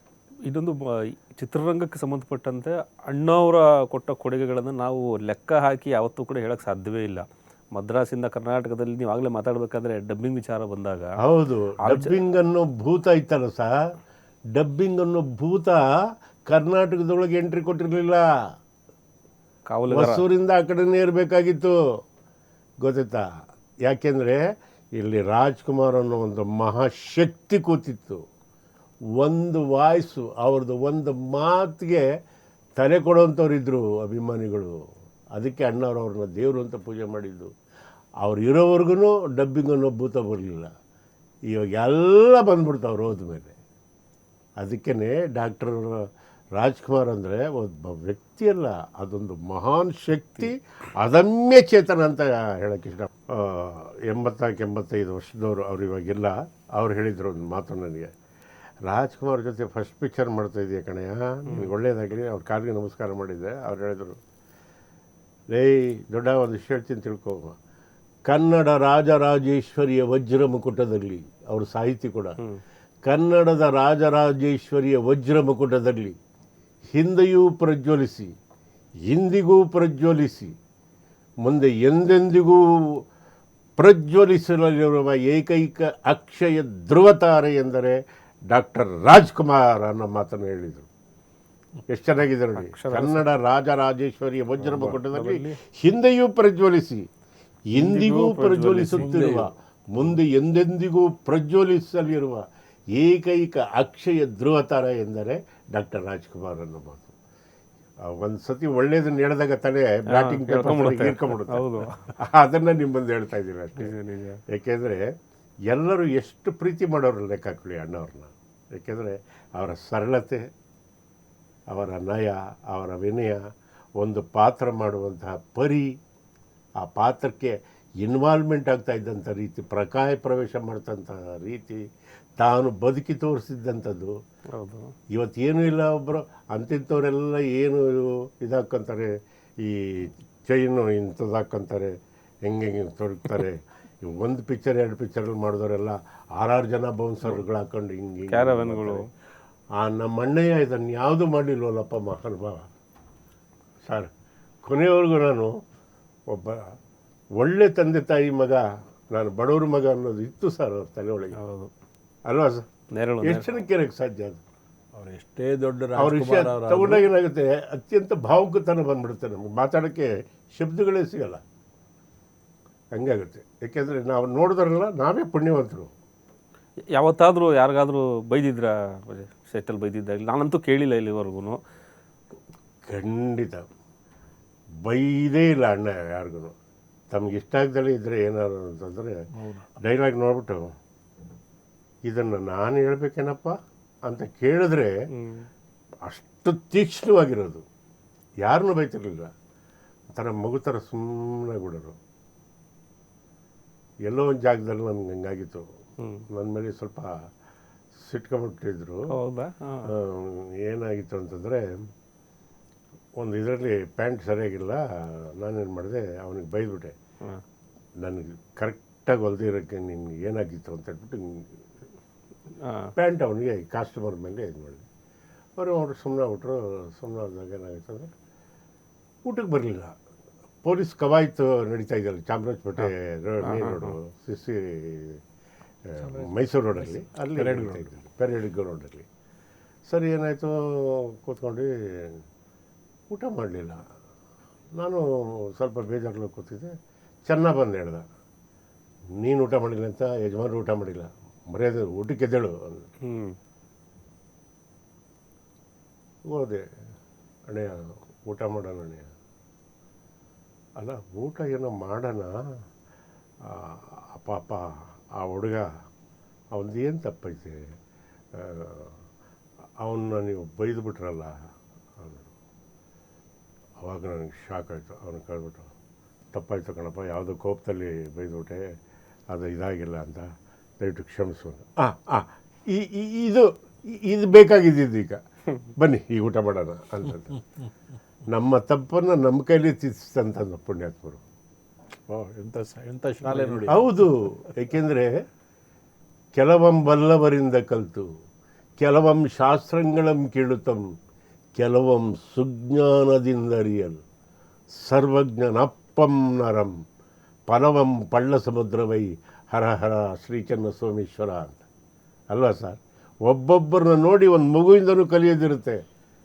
ಅಣ್ಣವ್ರು ಒಂದು ಮಾತಾಡಿದ್ರು ನನಗೆ ಜೀವನದಲ್ಲಿ, ಒಂದು ಮಗುವಿಂದನೂ ನೋಡಿ ಕಲಿಯೋದಿರುತ್ತೆ ಕಂದ. ಒಳ್ಳೆಯದು ಅನ್ನೋದನ್ನು ಯಾವುದು ಜೀವನಕ್ಕೆ ಅಳವಡಿಸ್ಕೊತಾನೆ ಅವನೇ ಮಹಾಜ್ಞಾನಿ ಆಗೋದು ಅಂತ. ಅದನ್ನು ನಾವು ಪಾಲಿಸ್ಕೊಂಬಂದಿದ್ದೀವಿ, ನಾವು ಸುಖವಾಗಿದ್ದೀವಿ ಅಷ್ಟೇ. ನಾವು ಮಹಾನ್ ಜ್ಞಾನಿಗಳಾಗಿದ್ದೀವಿ ಅಂತ ದೇವರನ್ನೇ ಕೊಚ್ಕೊಂತೀವಿ. ನಾವು ಅದನ್ನು ಅಳವಡಿಸ್ಕೊತಾ ಇದ್ದೀವಿ. ಇವತ್ತು ನಾವು ಮಕ್ಕಳೇ ಅಂತ. ನಮ್ಮ ಗುರುಗಳು ಸಿದ್ಧಗಂಗೆನವರು ಒಂದು ಒಳ್ಳೆ ಮಾತು ಹೇಳಿದರು, ಪ್ರತಿ ಸೂರ್ಯ ಹುಟ್ಟಿದಾಗಲೂ ಮನುಷ್ಯನಾದವನು ಒಂದೊಂದು ಒಳ್ಳೆಯದನ್ನು ಕಲಿಯೋದಿರುತ್ತೆ. ಒಂದು ಜನ್ಮ ಸಾಕಾಗಲ್ಲ, 100 ಜನ್ಮ ಬೇಕು ಕಲಿಬೇಕಾದ್ರೆ. ಅಹಂಕಾರ ಪಡಬೇಡ್ರು ಅಂತ ಹೇಳೋರು. ಇವರೆಲ್ಲರ ಮಾರ್ಗದರ್ಶನದಿಂದ ನಾವು ಚೆನ್ನಾಗಿದ್ದೀವಿ. ಸರಿ, ಅಣ್ಣವ್ರು ಅದೇ ಹೇಳಿದಾಗೆ ಸಿನಿಮಾಗಳ ವಿಚಾರಗಳಿಗೆ ಬರೋದಾದರೆ ಅಣ್ಣವರು ದಾಸವಾದ ಸಿನಿಮಾಗಳು ಮಾಡಿದ್ರು, ಸಂತರ ಸಿನಿಮಾಗಳು ಮಾಡಿದ್ರು, ಪೌರಾಣಿಕ ಸಿನಿಮಾಗಳನ್ನ ಮಾಡಿದ್ರು, ಸಾಮಾಜಿಕ ಜೇಮ್ಸ್ ಬಾಂಡ್ ಚಿತ್ರಗಳನ್ನು ಮಾಡಿದ್ರು, ತ್ಯಾಗದ ಚಿತ್ರ, ಕಸ್ತೂರಿ ನಿವಾಸದಂಥ ಚಿತ್ರನೂ ಮಾಡಿದ್ರು. ಗೊತ್ತಾಯ್ತರ? ಈಗ ಅವರು ಒಂದು ಮಾತಾಡಿದ್ರೆ ಎಲ್ಲರಿಂದ ಒಂದೊಂದು ಅದನ್ನ ಆ ವಿಷಯಕ್ಕೆ. ಈಗ ನೀವೆಲ್ಲ ಡಬ್ಬಿಂಗ್ ವಿಷಯದಲ್ಲಿ ಹೇಳಿದ್ರಿ ನೋಡಿ, ಅವ್ರಿಗೆ ಬಂತಲ್ಲ, ಆ ಡಬ್ಬಿಂಗ್ ಒಂದು ಅವತ್ತೇ ಬಂದುಬಿಟ್ಟಿದ್ರೆ ಇವತ್ತು ಎಷ್ಟು ಚಾನಲ್ಸ್ ಇದ್ದಾವೆ ನಿಮ್ಮದು ಸೇರಿ, ಎಲ್ಲ ಚಾನಲ್ಸಲ್ಲೂ ಒಂದಲ್ಲ ಒಂದು ಕಾರ್ಯಕ್ರಮಗಳು, ಸೀರಿಯಲ್ಗಳು ಪ್ರತಿಯೊಂದು ನಡೀತಾ ಇದ್ದಾವೆ. ಈ ಸೀರಿಯಲ್ಗಳು ನಡಿಬೇಕಾದ್ರೆ ಎಷ್ಟೊಂದು ಜನ ಆರ್ಟಿಸ್ಟ್ಗಳು ಹುಟ್ಟಿದ್ರು ಕರ್ನಾಟಕದಲ್ಲಿ.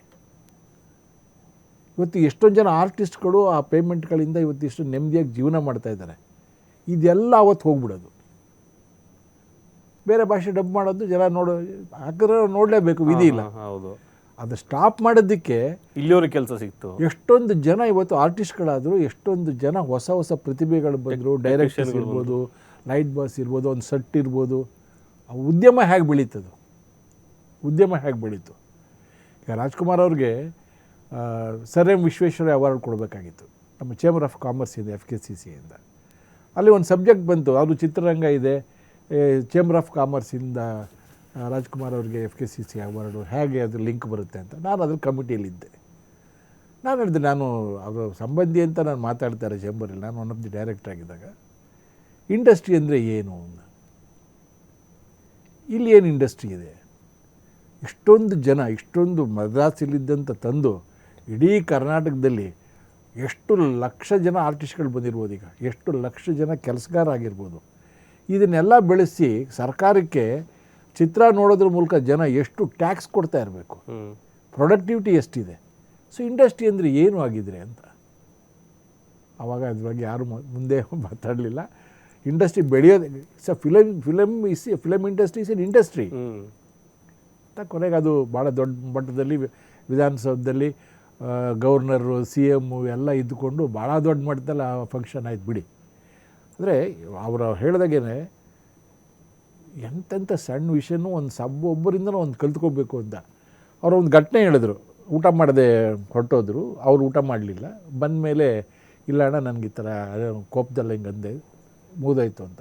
ಅದಕ್ಕೆ ಒಂದು ಸರಿ ಈಗ ನಾನು ಮಾತಾಡ್ಬೇಕಾದ್ರೆ ಹತ್ರ ಯಾವುದೇ ಘಟನೆ ಆದರೂ ನಾವು ಆ ಘಟನೆನ ಹಾಗೆ ಬಿಟ್ಬಿಡ್ಬೇಕಂತ ಸ್ವಲ್ಪ ಹೊತ್ತು. ಸ್ವಲ್ಪ ತಿಳಿಯಾಗಲಿ ಅನ್ನೋದು ಏನೋ ನಮಗೂ ನಿಮ್ಗೇನೋ ಒಂದು ವ್ಯತ್ಯಾಸ ಬಂತು, ಬಿಟ್ಬಿಡ್ಬೇಕಂತೆ. ಸ್ವಲ್ಪ ಸಮಯ ಕಳೀತಾ ಘಟನೆ ಬಗ್ಗೆ ನೀವು ಯೋಚನೆ ಮಾಡ್ತೀರಾ, ಘಟನೆ ಬಗ್ಗೆ ನಾನು ಯೋಚನೆ ಮಾಡ್ತೀನಿ.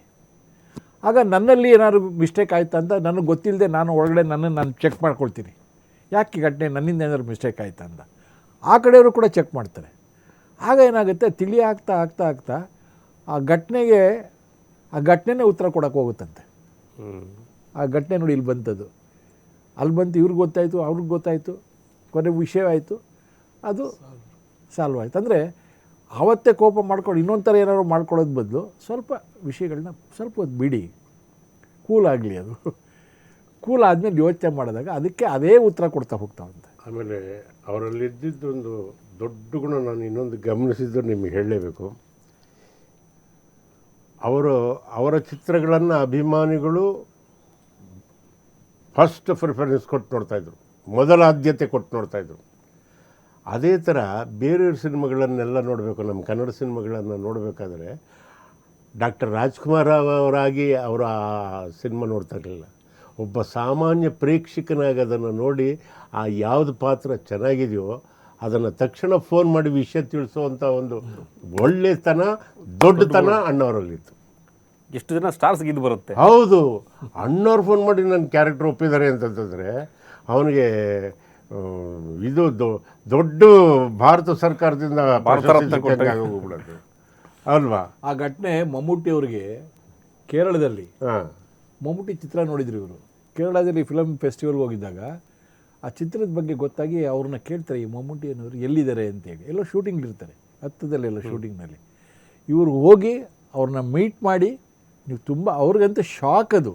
ರಾಜ್ಕುಮಾರ್ ಸರ್ ಬಂದು ನನಗೆ ಸೆಟ್ಟಲ್ಲಿ ವಿಶ್ ಮಾಡಿದ್ದಾರೆ, ಮಮ್ಮೂಟಿ ಅವ್ರು ಉಡಿ ಕೊಡೋ ವಿಶ್ ಮಾಡಿದ್ದಾರೆ ಅವರು ಅದನ್ನು. ನನಗೆ ಇನ್ನೊಂದಿದೆ, ಅಣ್ಣವರು ಈ ಹೋರಾಟಗಳು ಅಂತ ಬಂದಾಗ ಒಂದು ವಾಕ್ಯ ಕೊಟ್ಟ ತಕ್ಷಣ ಇಡೀ ಚಿತ್ರರಂಗ ಇಡೀ ಬಂದು ನಿಂತ್ಕೊಂಡ್ಬಿಡೋದು ಅಣ್ಣವ್ರ ಮಾತಿಗೆ. ಅದು ನೀವು ಕಂಡಂತೆ, ನೀವು ನೋಡಿದಂತೆ, ನೀವು ಕೇಳಿದಂತೆ ಹೆಂಗಿರ್ತಿತ್ತು ಅಣ್ಣವರ ಒಂದು ಸ್ಟೇಟ್ಮೆಂಟ್, ಬನ್ನಿ ಅಂದರೆ ಹೆಂಗೆ ಬರ್ತಿತ್ತು ಇಂಡಸ್ಟ್ರಿ, ಅಣ್ಣವ್ರ ಮಾತು ಯಾವ ರೀತಿ ಪಾಲಿಸ್ತಾ ಇದ್ರು ಎಲ್ಲರೂ ಸರ್. ಇಲ್ಲಾಂದರೆ ಗೋಕಾಕ್ ಇದಕ್ಕೆ ಅಣ್ಣವ್ರು ನಿಂತ್ಕೊಳ್ತಿದ್ರೆ ಅದಕ್ಕಷ್ಟು ಬಲ ಬರ್ತಾ ಇರಲಿಲ್ಲ. ಅದಕ್ಕೆ ತಾಕತ್ ಬಂದಿದ್ದೆ ಒಬ್ಬ ಮುತ್ತುರಾಜ, ಮುತ್ತರಾಯನ ಆಶೀರ್ವಾದದಿಂದ ಅವ್ರು ನಿಂತಿದ್ದಕ್ಕೆ, ಡಾಕ್ಟರ್ ರಾಜ್ಕುಮಾರ್ ನಿಂತಿದ್ದಕ್ಕೆ ಅದೊಂದು ದೊಡ್ಡ ಸ್ತಂಭ ನಿಂತಾಗೆ. ಅದರ ಹಿಂದೆ ಲಕ್ಷಾಂತರ ಜನ ಬಂದ್ಬಿಟ್ರು ಸರ್, ಗೊತ್ತಿದೆ. ಅದಕ್ಕೊಂದು ಅರ್ಥ ಸಿಕ್ತು. ಏಕೆ ಅಂತಂತಂದರೆ ಒಂದು ವಾಯ್ಸ್ ಅಷ್ಟೇ, ಒಂದು ವಾಯ್ಸ್, ಆ ಶಕ್ತಿ ಇದ್ದಿದ್ದು ರಾಜ್ಕುಮಾರ್ಗೆ. ನೀವು ಅವ್ರು ಹೇಳಿದ ಮಾತಿಗೆ ರಾಜ್ಕುಮಾರ್ ಅವರದ್ದು ಶಕ್ತಿ ಅಥವಾ ಏನಿತ್ತು ಅಂತ ರಾಜ್ಕುಮಾರ್ ಅವ್ರಿಗೆ ಗೊತ್ತಿರಲಿಲ್ಲ. ಅವರು ಏನೇ ಹಿಂದೆ ಮುಂದೆ ಯೋಚನೆ ಮಾಡಿದೆ, ವಿಷಯ ಒಳ್ಳೇದಿದೆ, ಇಂಥ ಸಂದರ್ಭ ಸರಿ ಇದೆ, ಈ ಇದಕ್ಕೆ ನಾವು ಹೋಗಬೇಕು ಅಂತ ಮನಸ್ಸು ಬಂದಾಗ ಅವರು ಚಿತ್ರರಂಗಕ್ಕೆ ಸಂಬಂಧಪಟ್ಟಿದ್ರಲ್ಲಿ, ನಾಡು ನುಡಿಗೆ ಸಂಬಂಧಪಟ್ಟಂಥ ವಿಷಯ ಇರಲಿ, ನೀರಿಗೆ ಸಂಬಂಧಪಟ್ಟ ಎನಿ ಸೂಕ್ತವಾದ ವಿಷಯಗಳು ಅಂತ ಬಂದು ಅವ್ರು ಯಾವತ್ತೂ ವಿಧಾನಸೌಧಕ್ಕೆ ಮೆಮೊರಂಡಮ್ ತೊಗೊಂಡೋಗಿ ಕೊಟ್ಟಿಲ್ಲ. ಅವ್ರು ಎಲ್ಲಿ ಸ್ಟ್ರೈಕ್ ಅಂತ ಒಂದು ಜಾಗದಲ್ಲಿ ಮಾಡಿ, ಆಗ ನಮ್ಮ ಡಾಕ್ಟರ್ ರಾಜ್ಕುಮಾರ್ ಅಭಿಮಾನಿಗಳ ಸಂಘ ಒಂದು ಒಲ್ಲಿ ಸಾರಾ ಗೋವಿಂದ ಅವ್ರ ನೇತೃತ್ವದಲ್ಲಿ ಭಾಳ ಚೆನ್ನಾಗಿ ನಡೀತು ಅವೆಲ್ಲ. ಅಂಥ ಸಮಯದಲ್ಲಿ ಎಲ್ಲಿ ಅವರು ಒಂದು ಕೂತ್ಕೊಳ್ತಾರೆ, ಆ ಜಾಗಕ್ಕೆ ಆಗಿನ ಮುಖ್ಯಮಂತ್ರಿಗಳು ಯಾರಿರ್ತಾರೆ ಅವರು ಬಂದು ಅಲ್ಲಿಂದ ಅವ್ರದ್ದು ಏನು ಪ್ರಣಾಳಿಕೆ ಇದೆ, ಒಂದು ಡಿಮ್ಯಾಂಡ್ ಏನಿದೆ ಅಲ್ಲಿಂದ ತೊಗೊಂಡು ಹೋಗ್ತಾಯಿದ್ರು. ಅಲ್ಲಿಗೆ ಎಂಡ್ ಆಗ್ತಾಯಿತ್ತು. ಅಲ್ಲಿ ಯೋಚನೆ ಮಾಡಿ ಏನಿರ್ಬೋದು, ಇವತ್ತು ದಿವಸ ಒಂದು ಅಪಾಯಿಂಟ್ಮೆಂಟ್, ಇವತ್ತು ದಿವಸದ ಪರಿಸ್ಥಿತಿನಲ್ಲಿ ಆವತ್ತು ದಿವಸದ ಪರಿಸ್ಥಿತಿಗೆ ಯೋಚನೆ ಮಾಡಿ ಅದು ಯಾವ ಗೌರವ ಕೊಟ್ಟವ್ರು ಬರ್ತಾಯಿದ್ರು ಆ ಸ್ಥಳಕ್ಕೆ. ನಿಜ. ಪ್ರತಿ ಬಾರಿನೂ ತೊಗೊಂಡೋಗಿರೋದು ಹಾಗೇನ. ಅವ್ರು ಯಾವತ್ತೂ ವಿಧಾನಸೌಧಕ್ಕೆ ಹೋಗಲಿಲ್ಲ. ಅವರು ಡಿಮ್ಯಾಂಡ್ ನಮ್ದು ಇದೆ, ಇದು ಕೊಡಿ ಅದು ಕೊಡಿ ಅಂತ. ಅವ್ರನ್ನ ಎಲೆಕ್ಷನ್ ನಿಲ್ಲಿಸಬೇಕು, ಒಬ್ಬರು ಮಾಜಿ ಪ್ರಧಾನಿ ಮೇಲೆ ನಿಲ್ಲಿಸಬೇಕು ಅಂತ ಬಹಳನೇ ಮಾತುಕತೆಗಳೆಲ್ಲ ನಡೆದು ಗೊತ್ತಿದ್ದ ಅಣ್ಣವ್ರಿಗೆ ನಿಲ್ಲಿಸಬೇಕು. ಸ್ಪಷ್ಟವಾಗಿ ನಿರಾಕರಣೆ ಮಾಡಿದ್ರು. ನಾನು ಕಲಾವಿದ, ನನ್ನದು ಇದು ಕಸಬು, ನನಗೂ ರಾಜಕೀಯಕ್ಕೂ ಸಂಬಂಧ ಇಲ್ಲ, ದಯವಿಟ್ಟು ನನ್ನ ಎಳಿಬೇಡಿ ಅಂತ ಹೇಳಿದಂಥ ಏಕೈಕ ವ್ಯಕ್ತಿ. ಏಕೆ ಅಂತಂದರೆ ನಾನು ಕಲಾವಿದ ಅಷ್ಟೇ, ನಾನು ಈ ರಾಜಕೀಯಕ್ಕೆಲ್ಲ ನಾಮಿನೇಷನ್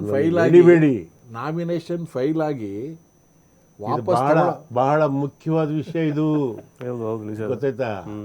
ಬಹಳ ಮುಖ್ಯವಾದ ವಿಷಯ. ಹೋಗ್ಲಿಲ್ಲ ರಾಜಕೀಯಕ್ಕೆ, ಎಲ್ಲ ಹೋಗ್ಲಿಲ್ಲ. ಜೊತೆಗೆ ನಾಮಿನೇಷನ್ ಫೈಲ್ ಆಗಿ ಲಾಸ್ಟ್ ಡೇಟ್ ಮುಗಿದು ಇನ್ನು ವಾಪಸ್ ತಗೊಳ್ಳೋದಿರುತ್ತಲ್ಲ, ಅದು ಕಾರ್ಯಕ್ರಮ ಮುಗಿದು ಮೇಲೆ ರಾಜ್ಕುಮಾರ್ ಅವರು ವಾಪಸ್ ಬರ್ತಾರೆ. ಅಲ್ಲಿ ತನಕ ನಿಗೂಢವಾಗಿದ್ರು, ಅಜ್ಞಾತವಾಸಿ ಆಗ್ಬಿಟ್ಟಿದ್ರು. ಯಾರೆಲ್ಲೂ ನಿಲ್ಲಿಸ್ತಾ ಇರಲಿಲ್ಲ, ಹೋಗ್ತಾ ಇರೋದು. Thank you. ಇಷ್ಟೊತ್ತರೆಗೂ ನಮ್ಮನ್ನು ಕರೆಸಿ ನೀವು ಮಾತಾಡಿದ್ದಕ್ಕೆ ತುಂಬ ಸಂತೋಷ ಆಯಿತು. ಏಕೆಂದರೆ ಜೀವನದಲ್ಲಿ ಕಿಂಚಿತ್ ಒಳ್ಳೆಯ ಸಮಯನ ನಿಮ್ಮ ಮುಂದೆ ಕಳೆಯುವಂಥ ಯೋಗ. ನಮ್ಮ ಪ್ರೇಕ್ಷಕ ತಂದೆ ತಾಯಿಗಳು, ನಮ್ಮ ಅನ್ನದಾತರ ಬಗ್ಗೆ ಅವರಿಗೆ 4 ವಿಷಯ ನಮ್ಮ ಜೀವನದ ಸಿಹಿ ಘಟನೆಗಳು ಇವು. ಅದನ್ನು ಹೇಳುವಂಥ ಯೋಗ ಸಿಕ್ತು. ಅದರಿಂದ ಅಣ್ಣರಿಗಿಂತ ಜಾಸ್ತಿ ನಮಗೆ ಕೀರ್ತಿ ಬಂದಂಗೆ ಆಯಿತು ಅಂತ ನಮ್ಮ ನಾವೇ ತಟ್ಕೊತೀವಿ. ಅವ್ರ ಆಶೀರ್ವಾದ ಸದಾ ನಮ್ಮ ಮೇಲಿರಲಿ. ಅಣ್ಣಯ್ಯ ಇವತ್ತೂ ನಮಗೆ ಜೀವಂತವಾಗಿದ್ದಾರೆ, ಅವರಿಲ್ಲ ಅಂತ ಅಲ್ಲ. ಯಾಕೆಂದರೆ ಇವತ್ತೂ ಸಹಿತ ನಮ್ಮನ್ನು ತಪ್ಪು ದಾರಿಗೆ ಹೇಳಿದ್ದಾರೆ, ಸರಿಯಾದ ದಾರಿಯಲ್ಲಿ ತಿದ್ದಿ ಬುದ್ಧಿ ಹೇಳಿ ಸರಳತೆ ಕಲಿಸಿ ನಮ್ಮನ್ನು ಸಾಕ್ತಾ ಇದ್ದಾರೆ ಅಂತಲೇ ನಮ್ಮ ಅಭಿಪ್ರಾಯ. ಸರ್, ಈಗ ಏನು ಗೊತ್ತಿನ ಕಾರ್ಯಕ್ರಮದಲ್ಲಿ ನೇತ್ರದಾನ ಮಹಾದಾನ, ಹೌದು, ಈ ಒಂದು ಘೋಷವಾಕ್ಯದಲ್ಲಿ ಇವತ್ತು ಏನು ಈ ಟ್ರಸ್ಟು ಮತ್ತು ಎಲ್ಲ ಸಂಘ ಸಂಸ್ಥೆಗಳು ಸೇರ್ಕೊಂಡು ಮಾಡ್ತಾ ಬರ್ತಾ ಇದ್ದೀವಿ. ಈ ನೇತ್ರದಾನ ಮಹಾದಾನ ಅನ್ನೋದು ಡೊನೇಟೈಸ್ ಗಿಫ್ಟ್ ಸೈಟ್ ಅಂತ ಈ ಘೋಷವಾಕ್ಯದಿಂದ ನಾವು ಬರ್ತಾ ಇದ್ದೀವಿ. ಇದು ಈ ನಮ್ಮ ಚಾನಲ್ ಮೂಲಕ ಇನ್ನೂ ಸಹಸ್ರಾರು ಜನಕ್ಕೆ ತಲುಪಲಿ, ಇದರಿಂದ ಮೋಟಿವೇಟ್ ಆಗಲಿ. ಎಲ್ಲಕ್ಕಿಂತ ಹೆಚ್ಚಾಗಿ ಬರೀ ತಿಳ್ಕೊಳ್ಳೋದು, ಕಣ್ಣನ್ನು ಡೊನೇಟ್ ಮಾಡಿಬಿಡೋದು ಮಾತ್ರ ಮುಖ್ಯ ಅಲ್ಲ. ಆ ಸಂದರ್ಭದಲ್ಲಿ ಅಕ್ಕಪಕ್ಕದವ್ರು ಯಾರಾದರೂ ಕಾಲವಾಗಿದೆ, ವಿಧಿವಶವಾಗಿದ್ದರೆ ಅಲ್ಲಿ ಸುತ್ತಮುತ್ತ ಇರೋರು, ಈಗ ನಾವು ಡೊನೇಟ್ ಮಾಡ್ತೀವಿ ಅಂತ ಬರೀಬೋದು, ನಾವು ಯಾರಿಗೆ ಅಂತ ಅಕ್ಕಪಕ್ಕದವ್ರ ಬಗ್ಗೆ ಎಚ್ಚರಿಕೆ ಕೊಡಲಿಲ್ಲ ಅಂದರೆ ಡೊನೇಷನ್ ಅದೇನು ಹೆಲ್ಪಿಗೆ ಬರೋದಿಲ್ಲ. ಅಕ್ಕಪಕ್ಕ ಇರೋರು ಮನೆಯವ್ರುಗಳು ಇಂಥ ವಿಷಯ ಮಾಡೋದ್ರಿಂದ ಎಂತೋ ಲಕ್ಷಾಂತರ ಜನಕ್ಕೆ ಅನುಕೂಲ ಆಗುತ್ತೆ ಅನ್ನೋದನ್ನ ಮನಸ್ಸಲ್ಲಿ ಇಟ್ಕೊಂಡು ಅಕ್ಕಪಕ್ಕದ ಜನಗಳು, ಮನೆಯವರು, ಸಂಬಂಧಿಕರು ಯಾರಾದರೂ ಕಾಲವಾದಂಥ ಸಂದರ್ಭದಲ್ಲಿ ಏನು ಎರಡು ಕಣ್ಣುಗಳು ಮಣ್ಣಾಗೋದ್ರ ಬದಲು ಇಬ್ಬರು ಅಂಧರ ಬಾಳಿಗೆ ಬೆಳಕಾಗಲಿ ಅಂತ ರಾಜ್ಕುಮಾರ್ ಅವರು ಏನು ಒಂದು ವರ್ಡ್ ಹೇಳಿದ್ದಾರೆ, ಆ ಪದಕ್ಕೆ ಅನುಗುಣವಾಗಿ ಹಾಸ್ಪಿಟ್ಲ್ಗಳಿಗೆ, ಸಂಘ ಸಂಸ್ಥೆಗಳಿಗೆ ತಿಳಿಸಿದಾಗ ಆ ಕಣ್ಣುಗಳು ಅನುಕೂಲ ಆಗಲಿ, 4 ಜನಕ್ಕೆ ಬರಲಿ.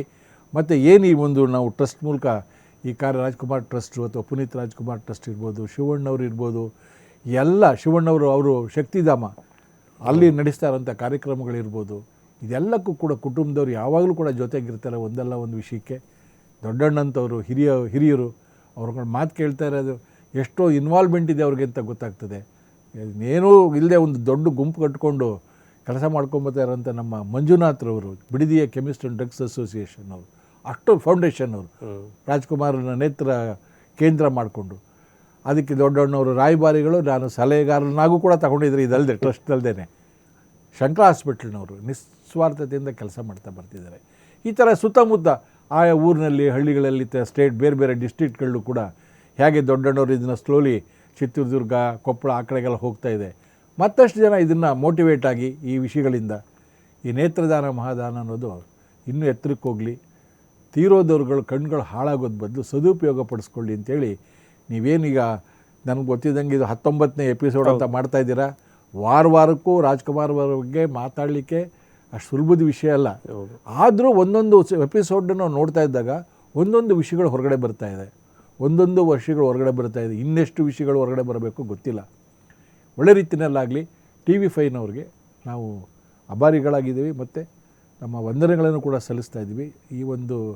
ಇಂಥ ಒಂದು ಸಂದರ್ಭದಲ್ಲಿ ಹಲವಾರು ವಿಷಯಗಳನ್ನು ಕೇಳಿ, ಯುದ್ಧ, ಗಲಾಟೆಗಳು, ವಾರೆಂಟು, ಡೆತ್ತು, ಬರೀ ಇದನ್ನೇ ನೋಡಿ ಜನ ಹಾಳಾಗಿರೋಂಥ ಸಂದರ್ಭದಲ್ಲಿ ಇಂಥ ಕಾರ್ಯಕ್ರಮಗಳನ್ನು ನೋಡಿ ಇಲ್ಲಿಯೂ ಹಲವಾರು ಜೀವಗಳಿದೆ, ಇಂಥ ವಿಷಯಗಳು ನಡೆದಿವೆ, ಇದರಿಂದ ನಾವು ಮುಂದೆ ಹೇಗಿರಬೇಕು ಅನ್ನೋದು ಬರಲಿ ಅನ್ನೋ ದೃಷ್ಟಿಯಿಂದ ಮತ್ತೊಮ್ಮೆ ನಿಮ್ಗೆ ವಂದನೆಗಳು ಹೇಳಿ ನಿಮ್ಮನ್ನೆಲ್ಲರಿಗೂ ಥ್ಯಾಂಕ್ಸ್. ನಮ್ಮನ್ನೆಲ್ಲ ಕರೆದು ಇನ್ವೈಟ್ ಮಾಡಿ ಈ ಒಂದು ಭಾಗ ಮಾಡಿಕೊಂಡಿರೋದಕ್ಕೆ ವಂದನೆಗಳನ್ನು ಹೇಳಕ್ಕೆ ಇಷ್ಟಪಡ್ತೀವಿ ಸರ್. ನಿಜಕ್ಕೂ ಈ ಸಂದರ್ಭದಲ್ಲಿ ಯಾರು ಐ ಪ್ಲೇಜ್ ಮಾಡೋಕ್ಕೆ ಮುಂದೆ ಬರ್ತಾರಲ್ಲ ಅವ್ರಿಗೊಂದು ಮಾತನ್ನ ಹೇಳಕ್ಕೆ ಬಯಸ್ತೀನಿ. ನೀವು ಡೊನೇಟ್ ಮಾಡಿ ಫಾರಮ್ ಬರ್ಕೊಟ್ಟಿದ ತಕ್ಷಣ ನಿಮ್ಮ ಕೆಲಸ ಮುಗೀತು ಅಂದ್ಕೋಬೇಡಿ. ದಯಮಾಡಿ ನಿಮ್ಮ ಅಕ್ಕಪಕ್ಕದಲ್ಲಿ ಅಥವಾ ನಿಮ್ಮ ಸಂಬಂಧಿಕರಲ್ಲಿ ಯಾರೇ ಒಂದು ಆದಾಗ ಅದನ್ನು ತಿಳ್ಕೊಂಡು ಅವರು ಮನವೊಲಿಸಿ ನಮಗೆ ತಿಳಿಸಿ. ಯಾಕಂದರೆ ನಿಮಗೆ ಆ ಥರ ಮಾಡಿದಾಗ ಏನಾಗುತ್ತೆ, ನೀವು ಕಣ್ಣು ದಾನ ಮಾಡೋದಕ್ಕಿಂತ ನೀವು ಬದುಕಿರುವಾಗಲೇ ಒಂದು 2 ಜೀವಕ್ಕೆ ಬೆಳಕಾಗಿದ್ದೀರ ಅನ್ನೋ ಒಂದು ಸಂತೋಷ ನಿಮ್ಮಲ್ಲಿ ಇರುತ್ತೆ ಅಂತ ಹೇಳೋಕ್ಕೆ ಈ ಸಂದರ್ಭದಲ್ಲಿ ಒಳ್ಳೆ ಪದ. ನಿಜ ಸರ್. 2 ಮತ್ತೇನಾದರೂ ಫೈನಲ್ ಸರ್, ಶಂಕರ ಹಾಸ್ಪಿಟ್ಲ್ ಬಗ್ಗೆ ಜಸ್ಟ್ ಲಾಸ್ಟ್ ಒಂದು ಸೆಂಟೆನ್ಸ್ ಹೇಳ್ತೀನಿ. ನಾವು Shankara hospital world class facilities with social impact. ಅಂದರೆ ಈಗ ನಾವು ಹೇಳಿದ್ದೀವಲ್ಲ, ಬಡವರಿಗೆಲ್ಲ ತುಂಬ ನಮ್ಮದು DNA ಶಂಕರ DNA ಇದೆ, ಸೇವ್ ಮಾಡೋಕ್ಕೆ ನಾವು ರೆಡಿ ಇದ್ವಿ. ಶಂಕರ ಹಾಸ್ಪಿಟ್ಲ್ ಅಂತ ಹೇಳಿದಾಗ ಒಂದು ಮಾತನ್ನು ಹೇಳಿ ನಾನು ಕ್ಲೋಸ್ ಮಾಡ್ತೀನಿ. ಒಮ್ಮೆ ಡಾಕ್ಟರ್ ರಮಣಿ ಅವರು ಇದನ್ನು ಪ್ರಾರಂಭ ಮಾಡಿದಂಥವ್ರು, ಫೌಂಡರ್ ಅವರು, ಇನ್ಫೋಸಿಸ್ನಲ್ಲಿ ಒಂದು ಕಾರ್ಯಕ್ರಮ ಮಾಡ್ತು. ಆವತ್ತು ಪರ್ಟಿಕ್ಯುಲರ್ ಡೇ ಅಪ್ಪು ಅವರು, ಪುನೀತ್ ರಾಜ್ಕುಮಾರ್ ಅವರು, ರಾಘವೇಂದ್ರ ರಾಜ್ಕುಮಾರ್ ನಾವೆಲ್ಲ ಹೋಗಿ ಸುಧಾಮೂರ್ತಿಯವರ ಒಂದು ನೇತೃತ್ವದಲ್ಲಿ ಅಟ್ 1 ಸ್ಟ್ರೋಕ್ ಎಂಟೈರ್ ವರ್ಲ್ಡಲ್ಲಿ ಅವ್ರು ಎಲ್ಲೆಲ್ಲಿ ಅವ್ರ ಸ್ಟಾಫ್ ಎಲ್ಲ ಇದ್ದಾರೆ, ಒಂದೇ ಒಂದು ಸ್ಟ್ರೋಕಲ್ಲಿ ಅಷ್ಟು ಜನ ಒಟ್ಟಿಗೆ ಐ ಡೊನೇಷನ್ ಮಾಡೋವಂಥದ್ದು ಇನ್ಫೋಸಿಸ್ ಕ್ಯಾಂಪಸಲ್ಲಿ ನಡೀತು. ಅವತ್ತು ಅವ್ರು ಪ್ರತಿಷ್ಠಾನ ಮಾಡಿದ್ರು. ಆ ಪ್ರತಿಷ್ಠಾನವನ್ನು ಕೂಡ ಅವತ್ತು ರಾಘವೇಂದ್ರ ರಾಜ್ಕುಮಾರ್, ಪುನೀತ್ ರಾಜ್ಕುಮಾರ್ ಇನಾಗ್ರೇಟ್ ಮಾಡಿದ್ರು. ಅಂದರೆ ಆ ಇನ್ಫೋಸಿಸ್ನ ಸುಧಾಮೂರ್ತಿ ಅವರುಗಳು ಆ ಇನಿಷಿಯೇಟಿವ್ ತೊಗೊಂಡು, ನಾರಾಯಣ ಮೂರ್ತಿ ಅವ್ರಿಗೆ ಇನಿಷಿಯೇಟಿವ್ ತೊಗೊಂಡು ಒನ್ ಡೇ ಇಡೀ ಅವರು ಅಷ್ಟು ಜನ employees at one stroke pledge ಮಾಡೋಂಥ ಕೆಲಸ ಮಾಡಿದ್ರು. ಸರ್, ಇವತ್ತಿನ ಈ ಕಾರ್ಯಕ್ರಮ ನಿಜಕ್ಕೂ ಅದ್ಭುತ ಕಾರ್ಯಕ್ರಮ. ನನ್ನ ಜೀವನದ ಅತ್ಯಮೂಲ್ಯವಾದ ಘಟ್ಟ. ನಿಜಕ್ಕೂ ಈ ಸಂದರ್ಭದಲ್ಲಿ ನಿಮ್ಮೆಲ್ಲರ ಸಮ್ಮುಖದಲ್ಲಿ ನಾನು ಕೂಡ ಪ್ರಾಮಿಸ್ ಮಾಡ್ತಾ ಇದ್ದೇನೆ, ನನ್ನ ಸರ್ಕಲ್ಲು, ನಾನಲ್ಲದೆ ನನ್ನ ಫ್ಯಾಮಿಲಿ ಇರ್ಬೋದು, ನನ್ನ ಫ್ರೆಂಡ್ ಸರ್ಕಲ್ ಇರ್ಬೋದು, ಅವರೆಲ್ಲರೂ ಕೂಡ ಈ ಒಂದು ಐ ಡೊನೇಟ್ ಕೆಲಸಕ್ಕೆ ಭಾಗಿಯಾಗುವಂತೆ ನಾನು ಈ ಕಾರ್ಯಕ್ರಮದ ಮೂಲಕ ಶಪಥ ಮಾಡ್ತಾ ಇದ್ದೇನೆ. ನಾನು ಭಾಗಿಯಾಗ್ತೇನೆ, ನಿಮ್ಮೆಲ್ಲ ಕಾರ್ಯಕ್ರಮಗಳು ನಾನು ಇರ್ತೇನೆ. ನನ್ನ ಹಳ್ಳಿಯ ಭಾಗದಲ್ಲಿ ಆಗುವಂಥ ಸಾವುಗಳನ್ನು ಕಾಂಟ್ಯಾಕ್ಟ್ ಮಾಡಿ ಅವ್ರ ಮನವೊಲಿಸಿ ನಿಮ್ಮನ್ನು ಕಾಂಟ್ಯಾಕ್ಟ್ ಮಾಡಿ ಆ ಒಂದು ಸಮಾಜಮುಖಿ ಕೆಲಸದಲ್ಲಿ ಇವತ್ತಿನಿಂದ ಈ ಕ್ಷಣದಿಂದನೇ ಭಾಗಿಯಾಗ್ತೀನಿ. ನಿಮ್ಮೆಲ್ಲರ ಸಮ್ಮುಖದಲ್ಲಿ ನಾನು ಕೊಡ್ತಾ ಇರ್ತಕ್ಕಂಥ ಮಾತು, ಇವತ್ತಿನ ಕಾರ್ಯಕ್ರಮಕ್ಕೆ ಬ್ಯುಸಿ ಸಮಯದಲ್ಲೂ ಕೂಡ ಬಂದು ಕೂತು ಅಣ್ಣವ್ರ ಬಗ್ಗೆ ಅದ್ಭುತವಾಗಿ ಮಾತಾಡಿದ್ರಿ. ನೇತ್ರದಾನ ಅನ್ನೋ ಒಂದು ಕಾನ್ಸೆಪ್ಟನ್ನು ಇವತ್ತಿನ ಸಮಾಜಕ್ಕೆ ತಿಳಿಸುವಂಥ ಕೆಲಸಕ್ಕೆ ನೀವೆಲ್ಲರೂ ಕೈ ಜೋಡಿಸಿದ್ದು ತುಂಬ ಅದ್ಭುತವಾದ ಕೆಲಸ. ಸ್ಪೆಷಲಿ ದೊಡ್ಡಣ್ಣ ಸರ್ ಅವರೇ, ಅಪ್ಪಾಜಿಯವರೇ, ಯಾವಾಗಲೂ ಅಪ್ಪಾಜಿ ಅಂತ ಕರಿತಿರ್ತೀನಿ. ನೀವು ಹೇಳಿದಂಥ ವಿಷಯಗಳು ನಿಜಕ್ಕೂ ನಾವೆಲ್ಲರೂ ಕೂಡ ಭಾವುಕರಾದ್ವಿ, ಕಣ್ಣೀರು ಹಾಕಿದ್ವಿ. ಅಷ್ಟು ಇನ್ನೊಂದು ವಿಷಯ ಹೇಳೋಕ್ಕೆ ಇಷ್ಟಪಡ್ತೀನಿ, ಪ್ಲೀಸ್. ಏಕೆ ಅಂತಂತಂದರೆ, ರಾಜ್ಕುಮಾರ್ಗೆ ಯಾವುದಾದ್ರೂ ಒಂದು ದೇವರಿತ್ತು ಅಂತಂದರೆ ಅದು ಕನ್ನಡ. ತಾಯಿ ಭಾಷೆನೇ ಅವರಿಗೆ ದೇವರು ಇದ್ದಂಗೆ. ಅಣ್ಣವರ ಅಭಿಮಾನಿಗಳು ಯಾರ್ಯಾರಿದ್ದಾರೆ ಅವರು ಯಾವರೇ ಭಾಷೆ ಮಾತನಾಡೋರಾಗಿರ್ಬೋದು, ಏಕೆಂದರೆ ಎಲ್ಲ ಇದ್ದಾರೆ ಅವ್ರಿಗೆ, ಗೊತ್ತಾಯ್ತಾ. ಮೊದಲು ಕನ್ನಡ ಕಲಿಸಿ, ಕನ್ನಡಕ್ಕಿಂತಲೂ ಜಗತ್ತಿನಲ್ಲಿ ಶ್ರೇಷ್ಠವಾದ ಭಾಷೆ ಇನ್ನೊಂದಿಲ್ಲ. ಮೂರೇ ಸರ್ವಶ್ರೇಷ್ಠ ಭಾಷೆಗಳು ಅಂತ ತೀರ್ಮಾನ ಮಾಡಿರೋದು. ಆಡೋದಕ್ಕೆ ಬೇಕಾದಷ್ಟು ಭಾಷೆ ಇದೆ, ಲಕ್ಷಾಂತರ ಭಾಷೆ ಇದೆ. ಆದರೆ ಜ್ಞಾನಿಗಳು, ವಿದ್ವಾಂಸರು ತೀರ್ಮಾನ ಮಾಡಿರೋದು ಮೂರೇ ಸರ್ವಶ್ರೇಷ್ಠ ಭಾಷೆಗಳು, ಅದರಲ್ಲಿ ಕನ್ನಡನೂ ಒಂದು. ಯಾಕೆ ಅಂತ ಕೇಳಿದ್ರೆ, ಮಾತನಾಡಿದಂತೆ ಬರೆಯಲು ಲಿಪಿಯುಳ್ಳ, ಬರದದ್ದನ್ನು ಯಥಾವತ್ ಮಾತನಾಡುವ ಶಕ್ತಿಯುಳ್ಳ, ಸಂಧಿ, ಸಮಾಸ, ವ್ಯಾಕರಣ, ಅಲ್ಪಪ್ರಾಣ, ಮಹಾಪ್ರಾಣ ಇರೋ ಭಾಷೆ ಯಾವುದಾದ್ರೂ ಇದ್ದರೆ ಅದು ಕನ್ನಡ. ಯಾಕೆಂದರೆ ಕನ್ನಡಕ್ಕಿಂತನೂ ಶ್ರೇಷ್ಠವಾದ ಭಾಷೆ ಇನ್ನೊಂದಿಲ್ಲ.